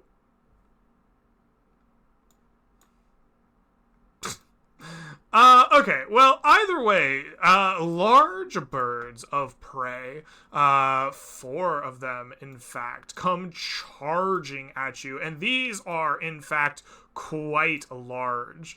These are birds the size of horses, with strong, stone-like, axe-like beaks, poised and ready for murder, as they come charging at the party. Hey, we're here. Are we here? Yay! The stream is not here. The stream is here! Huzzah! Okay, we are going to do this with a map. As they come charging at the party, you notice them in their thunderous footsteps in time to turn and prepare yourselves. I would like for everyone to roll me initiative. Are there actually creatures riding those, Greg, or is it just the axe beast? No, there are no creatures riding them. The tokens, I guess, have 2 creatures riding them, but these ones are just the large birds. Mm-hmm. It seems like all we're doing is fighting birds. I mean, I'm a cat. I'm not complaining, but We're calling the local avian population. one of us became a bird. We're calling it birds. You know, it's Yes. It No, seems the entire good party stories will leave move underlying- first here in this round. Uldrick, you are the first to act amongst the party. What do you do? Let me glance at something. Oh, I don't have that. Never mind. Fantastic. Okay. We are going to, seeing these huge, dangerous-looking bird-like creatures, bigger than the birds we fought so far, with massive beaks, stony, metallic, perhaps even. He will use Hex on that one. Where's my on that one? Okay. You will hex Wow. this creature, marking it for death. He will hold up. It will pull something small and slimy and snotty out of his pack and just throw it at the creature. And as it flies, there's a quick eldritch blast that comes in behind it. Okay, this nasty thing like touches the creature and then gets blasted. Go ahead and give me that roll to hit. A 20 will strike Wow. it. For 8 points of damage. Excellent. And it will And blast we'll- it 10 feet away. From you in a straight line is back this way. Boom. That was bonus action and regular action. I apologize. The attack should have been 19 because of exhaustion. That's still a hit though, right? 19 is still a hit. Yes, absolutely. Okay. I just wanted to vocalize that so I don't forget it myself. Fair. And then Udric will stand firm. It's not going to take a step back. It's going to stand here with his buddies. All Head right. held high. And You would choose to stand strong. Dagnab McNibbit, McGibbet, it's your turn. What will you do? All right. So I look and say, "Oh, looks like my friend Toonie Bird is here." Oh wait, no, that's a monster. And he is promptly going to run over here and then fly up to the top of a rock. And at that point, he is going to suddenly be in a tennis outfit. And he's gonna take out a box, a tennis ball out of a box that says "Acme Exploding Tennis Balls," and go and serve it at one of the axe beaks. All right, you serve a tennis ball as hard as you can, striking the axe beak square in the jaw with a tennis ball. Go ahead and roll me damage or break it either And it's way. gonna explode. Yeah, you do 8 points of damage to this creature, bloodying it with your tennis ball, but not finishing the job. That's all, folks. Gorefield, it is your turn. What will you do? Gorefield thinks for a second. He's certain that the bad joke has got the low HP one killed.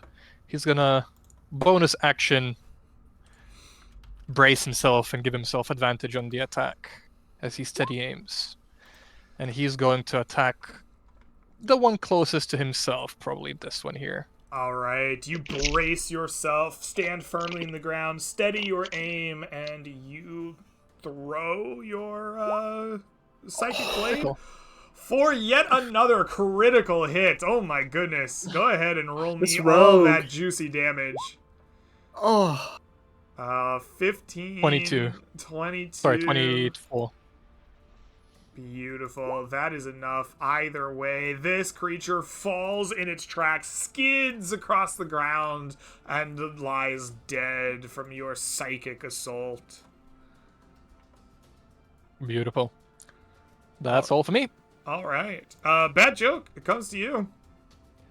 He stare at the nearly dead one to our more direct north, and he whispers under breath, "Ooh, chicken." I cast Dissonant Whispers on it. Oh, baby. Does it have enough HP even on a save? That is a good question. 11.5 is 5. This thing has 3. Yeah, it's dead. You whisper chicken, and this thing's like, "Baka!" and just dies on the spot, confused as to why and how, but completely and utterly has its mind blown. That's my turn. All right. With that, the final 2 axe beaks will go. This guy's up on the rocks. He's got wings that flew him up there. They can't get to him.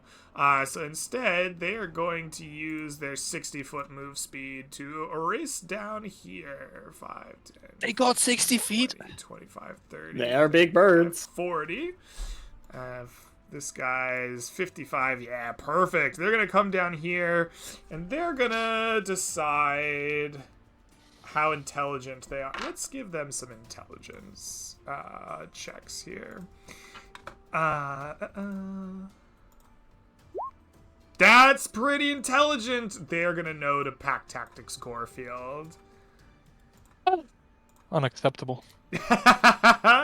Gorefield, the birds attack. The first with an 18. Definitely a hit. Definitely a hit. Please take 8 slashing damage from their axe-like beaks. And the second, a 16? Hit. Excellent. Please take 6 more slashing damage as they just 14 total. flail their heads into you. All right. Understandable. Udrik comes back around to you. The birds are upon you.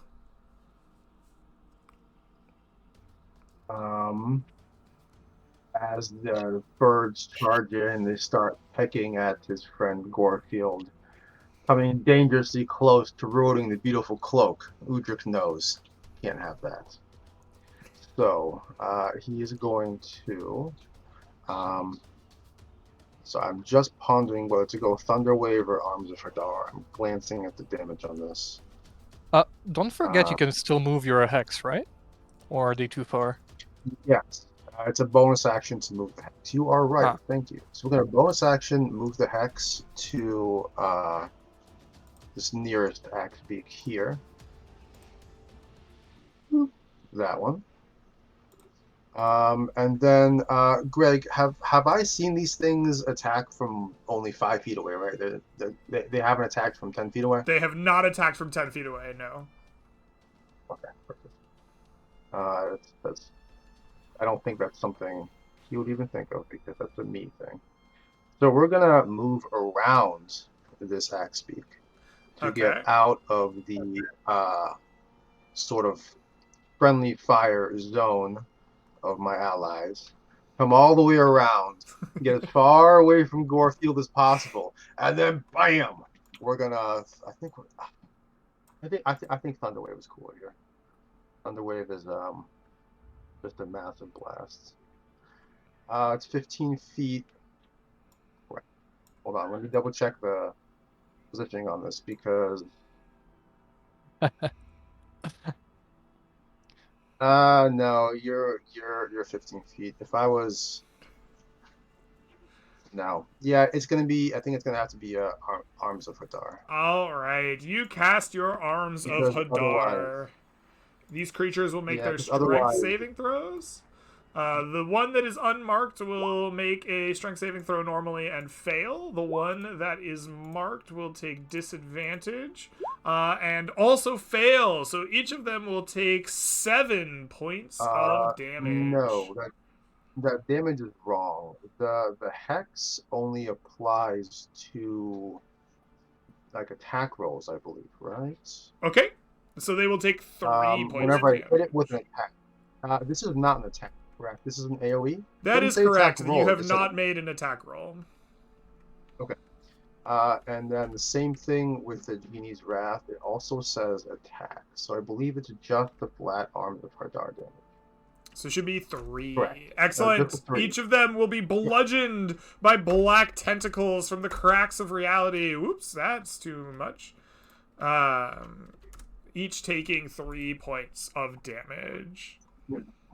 But as the tentacles hold them in place, Udrik will back away to have a little bit more freedom to do his magic. Perfect. Yep. All right. Dagnab McNabbit, Yep. you are up on those rocks with your new shiny wings. What will you do? Fly down there and sort things out. All right. So he does exactly that, and he flies down and he pulls out from his rucksack a big old present box, and then he taps the axe beak.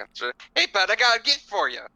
And the axe beak turns around and like pecks at it, like opens up the ribbon, and suddenly a big old boxing glove comes out and punches it. All right, you boxing glove this axe beak right in the face with your Axe Me glove in a box. Go ahead and give me an attack roll. That will hit. And I'm going to break it for max damage.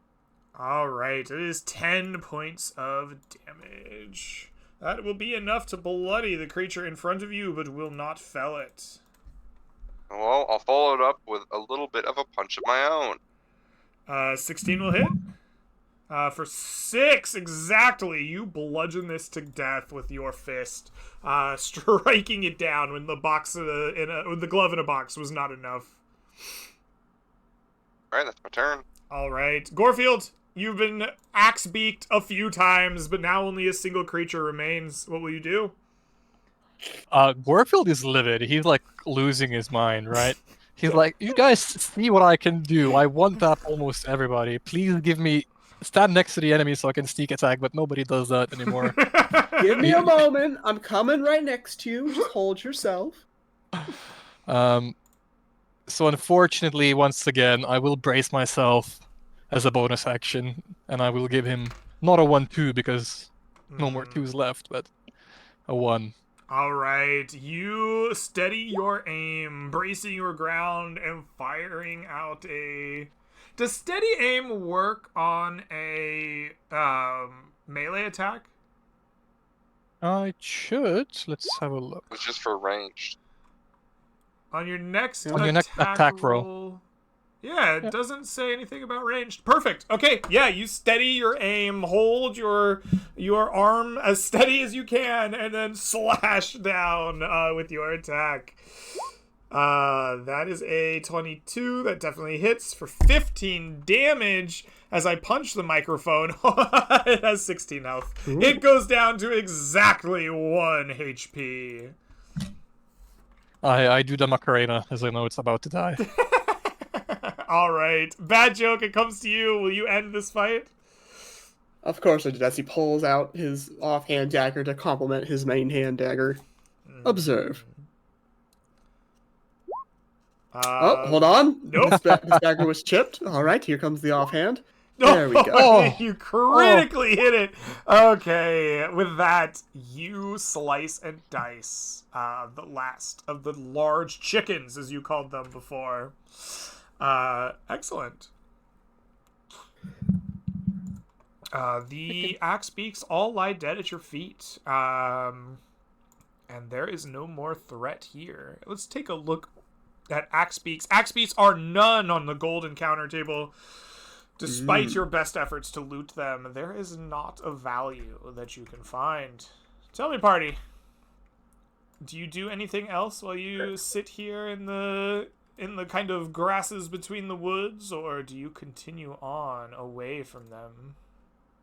A nice Do we have any friendly shoulder. exploration points? No, this is your last one. Is there anything left Mhm. you want to do in the scene is really what I'm asking. Yeah. Joe, go ahead. Sorry, so Yeah, go ahead. sorry, it's the delay. It's killing me. We're both giving that too much seconds for each other. Don't worry, I understand your efforts. I try my best as a healing word, Gorefield. You take a nice healing before a night's rest. Boop. Oh, thank you. 4. Thank you so much. Greg, as we are in this shrubbery, woody area, right? It's obviously not the same forest as the one next to Antrim with all the crazy creatures and whatnot, but could I try and meditate and concentrate on the runes? Do I feel like this forest has any rune monsters in here? Ooh, sure. Give yourself a chance at that. Let's see. I think this is some kind of arcane. You're meditating specifically. I think I want an Arcana Wisdom check from you as you meditate and expand your mind across these runes, trying to find a connection to the runic creatures here. It's gonna be a flat d20 roll in that case, and if I fail, I have a d6 that I can add to it. And that includes the exhaustion. Correct. Okay. 14. That is a 14 in total. Let's see how successful that is. That's kind of in the maybe in between range. Yeah. You reach your mind out and you spread it as far as you can. You've connected to these runes before. You've seen the something that lies beyond the veil. But you find nothing around you. As far as you stretch your mind to its limits, you are unable to make contact with something here. Whether that means there are no creatures or they are hidden from your sight, you cannot be sure, but you do not find anything in these woods. Okay. At the end of the combat, while Udrik's taking his usual battle trophies, pulling off an axe beak's like face to put on. Is axe beak meat? Does it look appetizing? They're big chickens after all. They are big chickens after all. Let us look at an axe beak and figure out what. Why Twig? It looks like there's a lot of meat, but Monsters. We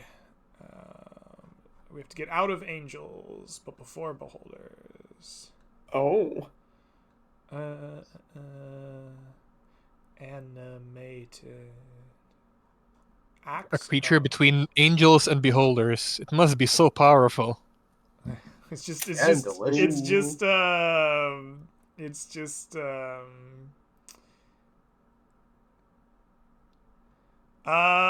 Nope, these just look like birds.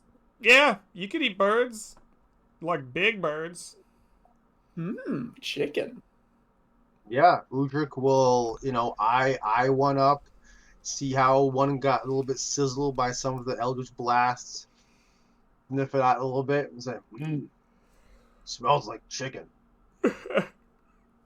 All right. Well, perhaps this is how we transition to camp. Is Uldric sets up camp immediately where the dead Axebeaks are, so that he can spit roast one with some lamb sauce, and have a little feast before evening time. Excellent. Yep. All of you take a chance to rest up for the night. The sparks of the fire and the crackling of the roasted Axebeak fill the air, and eventually light falls. I would like each of you to roll me d20s unmodified to determine who amongst you may be the least likely or least lucky this evening. Ooh, a 2. Ooh. It's a good start. A Ooh. double 2. Ooh. Oh my 2 goodness. 2s.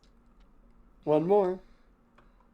I felt the Another one 2. coming. I'll take a 2. There's always the unlucky one. A 5. A 2 and a 5. Udric, you have been unlucky before, but the bad joke has not been unlucky this session. The bad joke, you are the least lucky tonight. The crackle of the fire eventually dies down. There's so much bird here to eat, whether it's disgusting or tasty or anything in between. You just cannot eat it all. And it's like just kind of sits there over the fire, grease like pooling up in places. It's kind of gross, but eventually you find the time to sleep and look out for the night. During your watch, let's see if something happens to you. Go ahead and give me a D100 on the nighttime encounter table here. I've been fairly consistent with these D100 rolls. Scratch that. A 92. Would you like to add a 10 to that? Would you like to add a 10 to that, please? No. The party is visited by prophetic dreams. They are disturbing and tiring, but you can feel them all throughout the night. I need each member of the party to make me a DC 16 Charisma, Int, or Wisdom, your choice, saving throw. I need at least one of you to succeed. I have a question. Yes. Is this a charm or sleep effect? No. All right, thank you. Charisma save. 22. A 22 and a 17. Very good. We have at least 2 successes. And a 10. All right, McNabb. 21. 13. Which is the fail. Okay. Dagnab, McGibbet, and Gorefield, you do not remember these dreams when you awake. You remember being disturbed by them, but your party has succeeded, and so you are not exhausted. The bad joke and Udric, you remember them. They will reveal to you a nearby secret or the path to a nearby quest. So the nearest thing to you, the nearest thing to you is in the hills to the west. You dream of secrets in the hills to your west. Therein lies 3 large spires that reach into the air like chimneys built upon the ground, and you dream of iron skeletons and heaps of gold.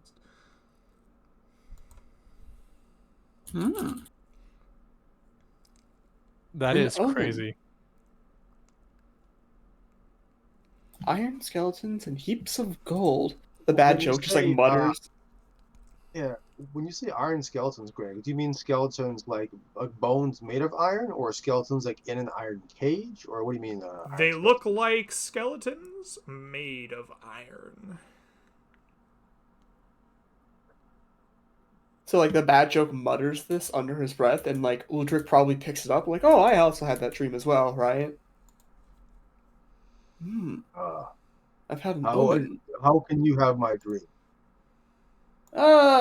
There has been some weird other planar deities out there. One of you drink the potion, was it? It was the Birdman. Now the Birdman, yes. They drank a potion belonging to that deity. I think they're having an influence. Hmm. I don't like it. Well, unfortunately, we're going to be encountering them more. I promise. So be prepared. Oh. But we don't have the time for that. All right. The morning comes. Go. I would like each of you to mark one ration off from your total. As well, you may gain the benefits of a night camping. You'll be able to use any amount of hit dice in your pool to regain HP, as well as any spells or class features associated with a long rest in the player's handbook. At the end of which you will regain 6 exploration points for the new day, as well as my brain, as well as half of your hit dice rounded up to be used in this next day. Well, as much as This I would floor. love to go into an iron dungeon, or a dungeon full of skeletons, I think that it's too dangerous. It's a bit too far for us at the moment. I think we should head back to Antrim. Let's add to it. Yes. As we were discussing this, I'll give a pat to the newly winged creature in our party, and I'll say, "Hey, would you like to explore this for us? We are in the depths of the woods." Or Yeah, I can brush I can or go something. around and do some scouting using my wing. Oh, excuse me. Sorry. Yeah. If you would like to start your day with searching the hex, we can do that. It will cost you 1 exploration point. And I would like for you to tell me how you go about searching this hex. What do you do as you try to find the secrets here within? Yeah, so I think I'm gonna use the wings to get up to treetops and sort of glide down from them, and just sort of improve my like, I don't know, I guess line of sight. Okay. Absolutely. You spend some time climbing treetops and gliding down, attempting to find something new using your wings. I will let you make me a perception wisdom check, is what this really sounds like. Your DC in this area will be 12. Wow. That is a critical hit. Excelente. You begin searching this hex for a discovery. What will we find out here? You are too far away for this one, but you might be able to find... Yeah. So you are going to get your sights set upon what look to be ruins of some kind in the distance.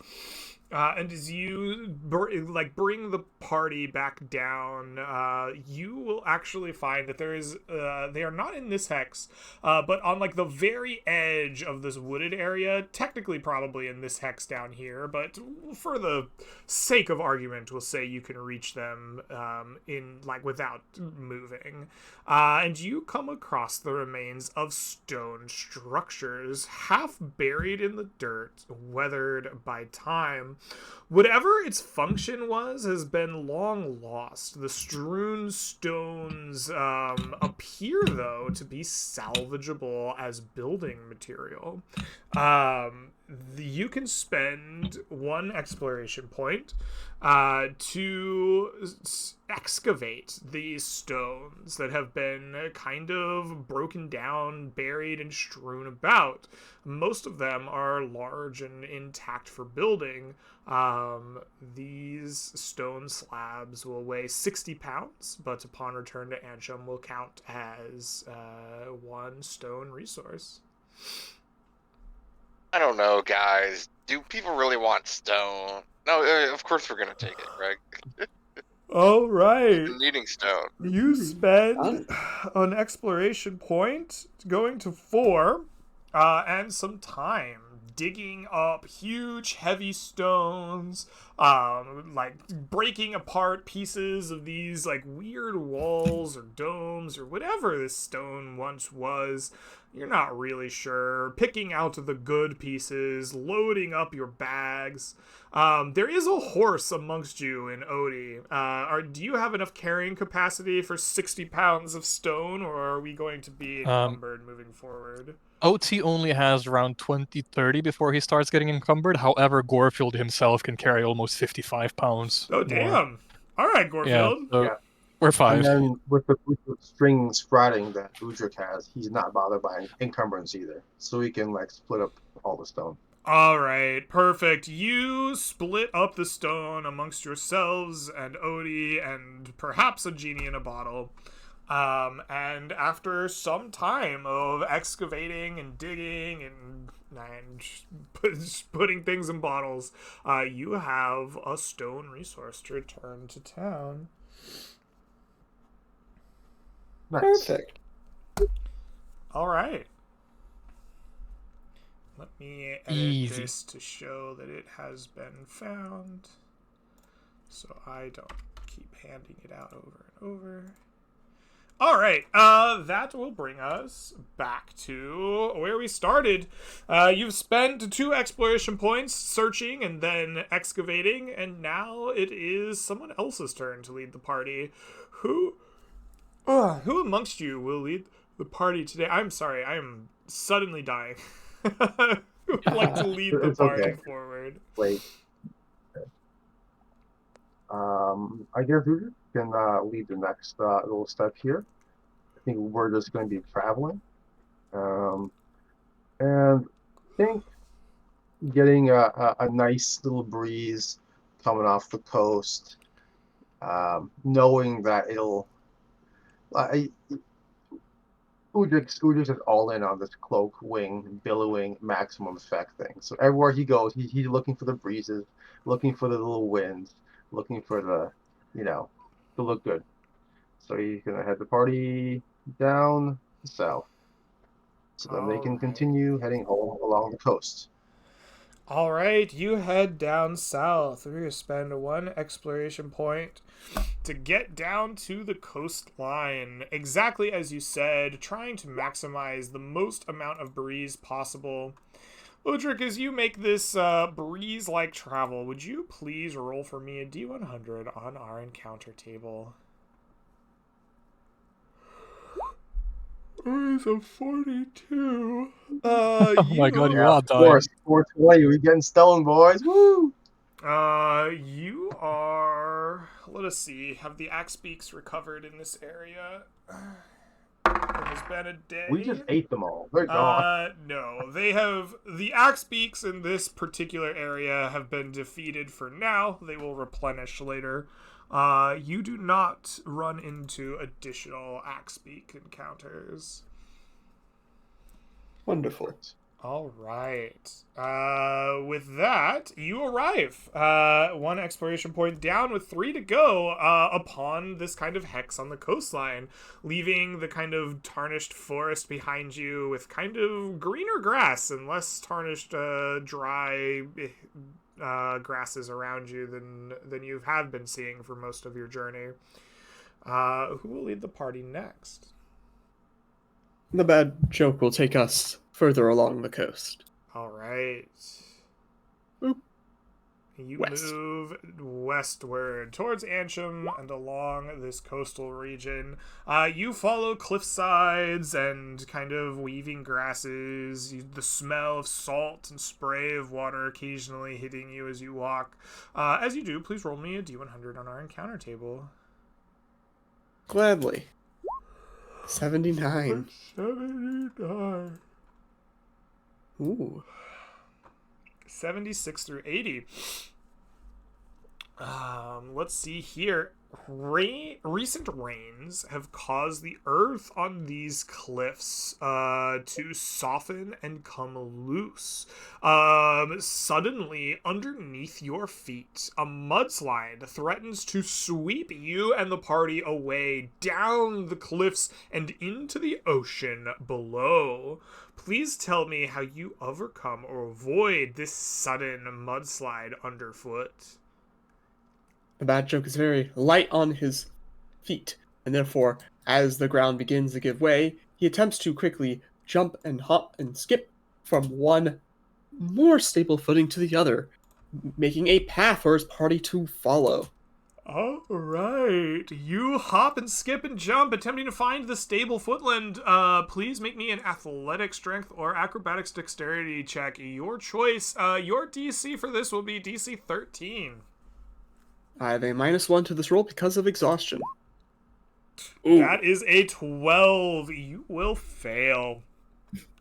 The party begins to tumble and fall, sliding down this trail into the ocean below. You are battered by rocks and slammed into the waters below. I would like for each of you to take me 1 wound and 1 level of exhaustion. Rather than taking the wound, would we be able to break our armor? Absolutely. Tell me how it is that your armor is damaged but saves you from this wound. So to my understanding, we're kind of falling off a cliff into the water. Is that correct? So if there's a branch or something similar to that, a piece of my leather armor kind of gets stuck on the branch and it catches my fall. I'm able to get my footing, however, the shoulder is completely ruined, making the armor unusable. Absolutely. You are protected from the worst of the fall. It catches you, ripping the armor and shoulder. Go ahead and take that. I guess if your armor hits a certain AC, I think it's AC 10, it's considered ruined. Leather is 11, so it just okay, breaks. so it does. Yeah, it just rips your leather into unusability, but you hang there. You are still going to have to take the level of exhaustion, climbing back up off, out of this cliff, onto stable land, away from the mudslide. Yep. For those of you who do not break your armor, please take from me 1 wound as you are battered down the cliffside, and the same level of exhaustion climbing back up the cliff. I think Udric's armor also gives out after several adventures, long treks, many combats. He comes out of it just sort of trailing bits and raggedy bits of the armor. And so the thing holding it together just came apart, and it unwound like a box. You spin like a top. Your armor leather just unraveling in a very cartoonish fashion down the cliff, but somehow saving you from the worst of the bludgeoning as you land. Your armor also destroyed, but you will also not take the wound from this fall. Yeah, I think as he comes up, he sort of comes up with alongside Gorefield, and he looks over and says, "You lost yours too." I did. However, a cat that's ready is a cat that's going to live 9 lives, as I unwheel on Otis's inventory this 6 leather armors neatly stacked up. I'll be like, take your pick. I have You terrible brought news, my extra comrade. armor? Why would Oh? you bring extra armor? You only need one. Oh, so you don't want it? I have terrible I news, mean- comrades. It's I must a interrupt lot you. of armor for you to carry. What is your terrible news, Mr. Underground? It seems Dag Nebbit might have hit their head and they're unconscious for real. Oh, is he gone? In a manner of speaking. Did he DC again out of character? I see No. him in the chat, or like in the Discord chat. I think he fell asleep. Oh, He has become unconscious and he is not waking up ever since I pulled him out of the water. oh no. That's too funny. That is actually very funny. We'll have to put him on the horse. You think we can fare our way on our way home? We'll have to move carefully. If we have... Oh, we have been streaming for, what, 4.5 hours. I am sick, and I'm very tired, if you can see. We have a player who's fallen asleep on us. If you want, we could probably call this one here and get you guys back to town. It seems we are on our way to that anyway, and our goals have been accomplished, question mark? Yeah. Does that seem like reasonable, or do you want to forge on? That seems I'm happy reasonable. It would be a To little do either. unusual to go into combat down somewhat For sure. at the end of the session. Yeah, and I think, like, even though we have a wound and 2 levels of exhaustion, we're fairly, like, capable of handling most encounters. It's been a bunch of chickens, man. Big chickens, small chickens, 1 chicken, 20, just a bunch of chickens, man. Yeah, we got it. All right. Yeah, I think we're content calling it. All right, then. We will, for sake of keeping me healthy and able to go to work, we will call it here. You guys have a successful adventure. An outpost is created in the mists on the coastline. A safe haven will be finished. A carnival was not prepared, so we will see what happens to our carnival promiser in the future. But we will come to that at a later date. As you guys return to Antrim, you will have 1 sweet piece of stone placed upon the resource counter to be used in the future. I guess I'll mess with that later. I would like the 4 of you, or I guess 3 of you, since we have a sleeping party member, to go ahead and give yourselves like shout outs, tell people where they can find you, or maybe give your characters a little bit of an epilogue here as you get back. Hey, you have a chance to take the spotlight here. I'm going to add up your XPs and rewards and whatnot. Oh. I would say everyone. Kyoko could take it away, but it doesn't seem like that's going to happen. We start off with King Lyoko. What do you have to say to the audience? Outstanding. I'm, in this server, Mr. Underground. I go by a different moniker over in other servers, but for the most part, you can find me here playing wonderful D&D on this West Marches campaign that I am sure Craig will happily take more players if any of you are interested. As of right now, that's all I have to offer. So in that case, next person on the list. Is Leo was snoring? I think it is, Yeah. Oh, that's unfortunate. It's a nice background, like as we travel, like in the back of in the back, there's a nice calm, real gentle snoring sound.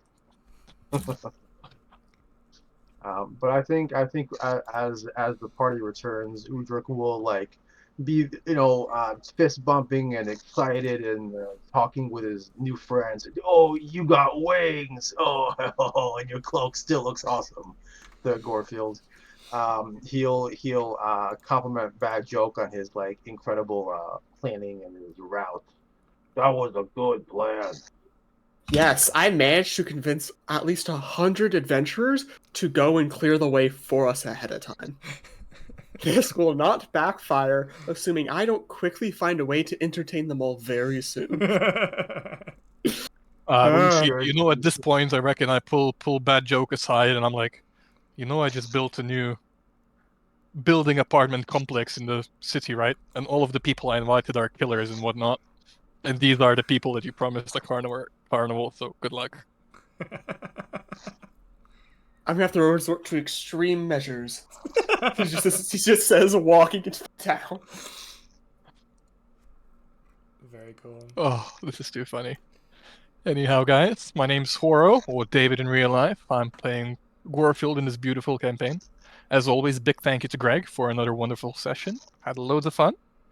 Outside of that, I don't believe I'm anywhere else on the internet at the moment. I do believe, however, Mega in the near future is planning of running his own West Marches, or a second iteration of it. So Mega. you might see me there if you guys are interested. All right, excellent. Thank you all for playing with me, chat. I hope you had a good time. I would like for my players to take home 475 XP each. 475. As well, I would like each of you to take home 29 gold each. That kind of does it, unfortunately, for our rewards. We found some cool wings, but they are now definitely attached on the spot to a character, and they are going to be his for the foreseeable future. There's also one stone added to Antrim, as well as an outpost. We kind of went over that. That will be exciting in the future. But that will do it for us tonight. Thank you all for hanging out with us, and I will see you all next time. Have a good one. Bye-bye.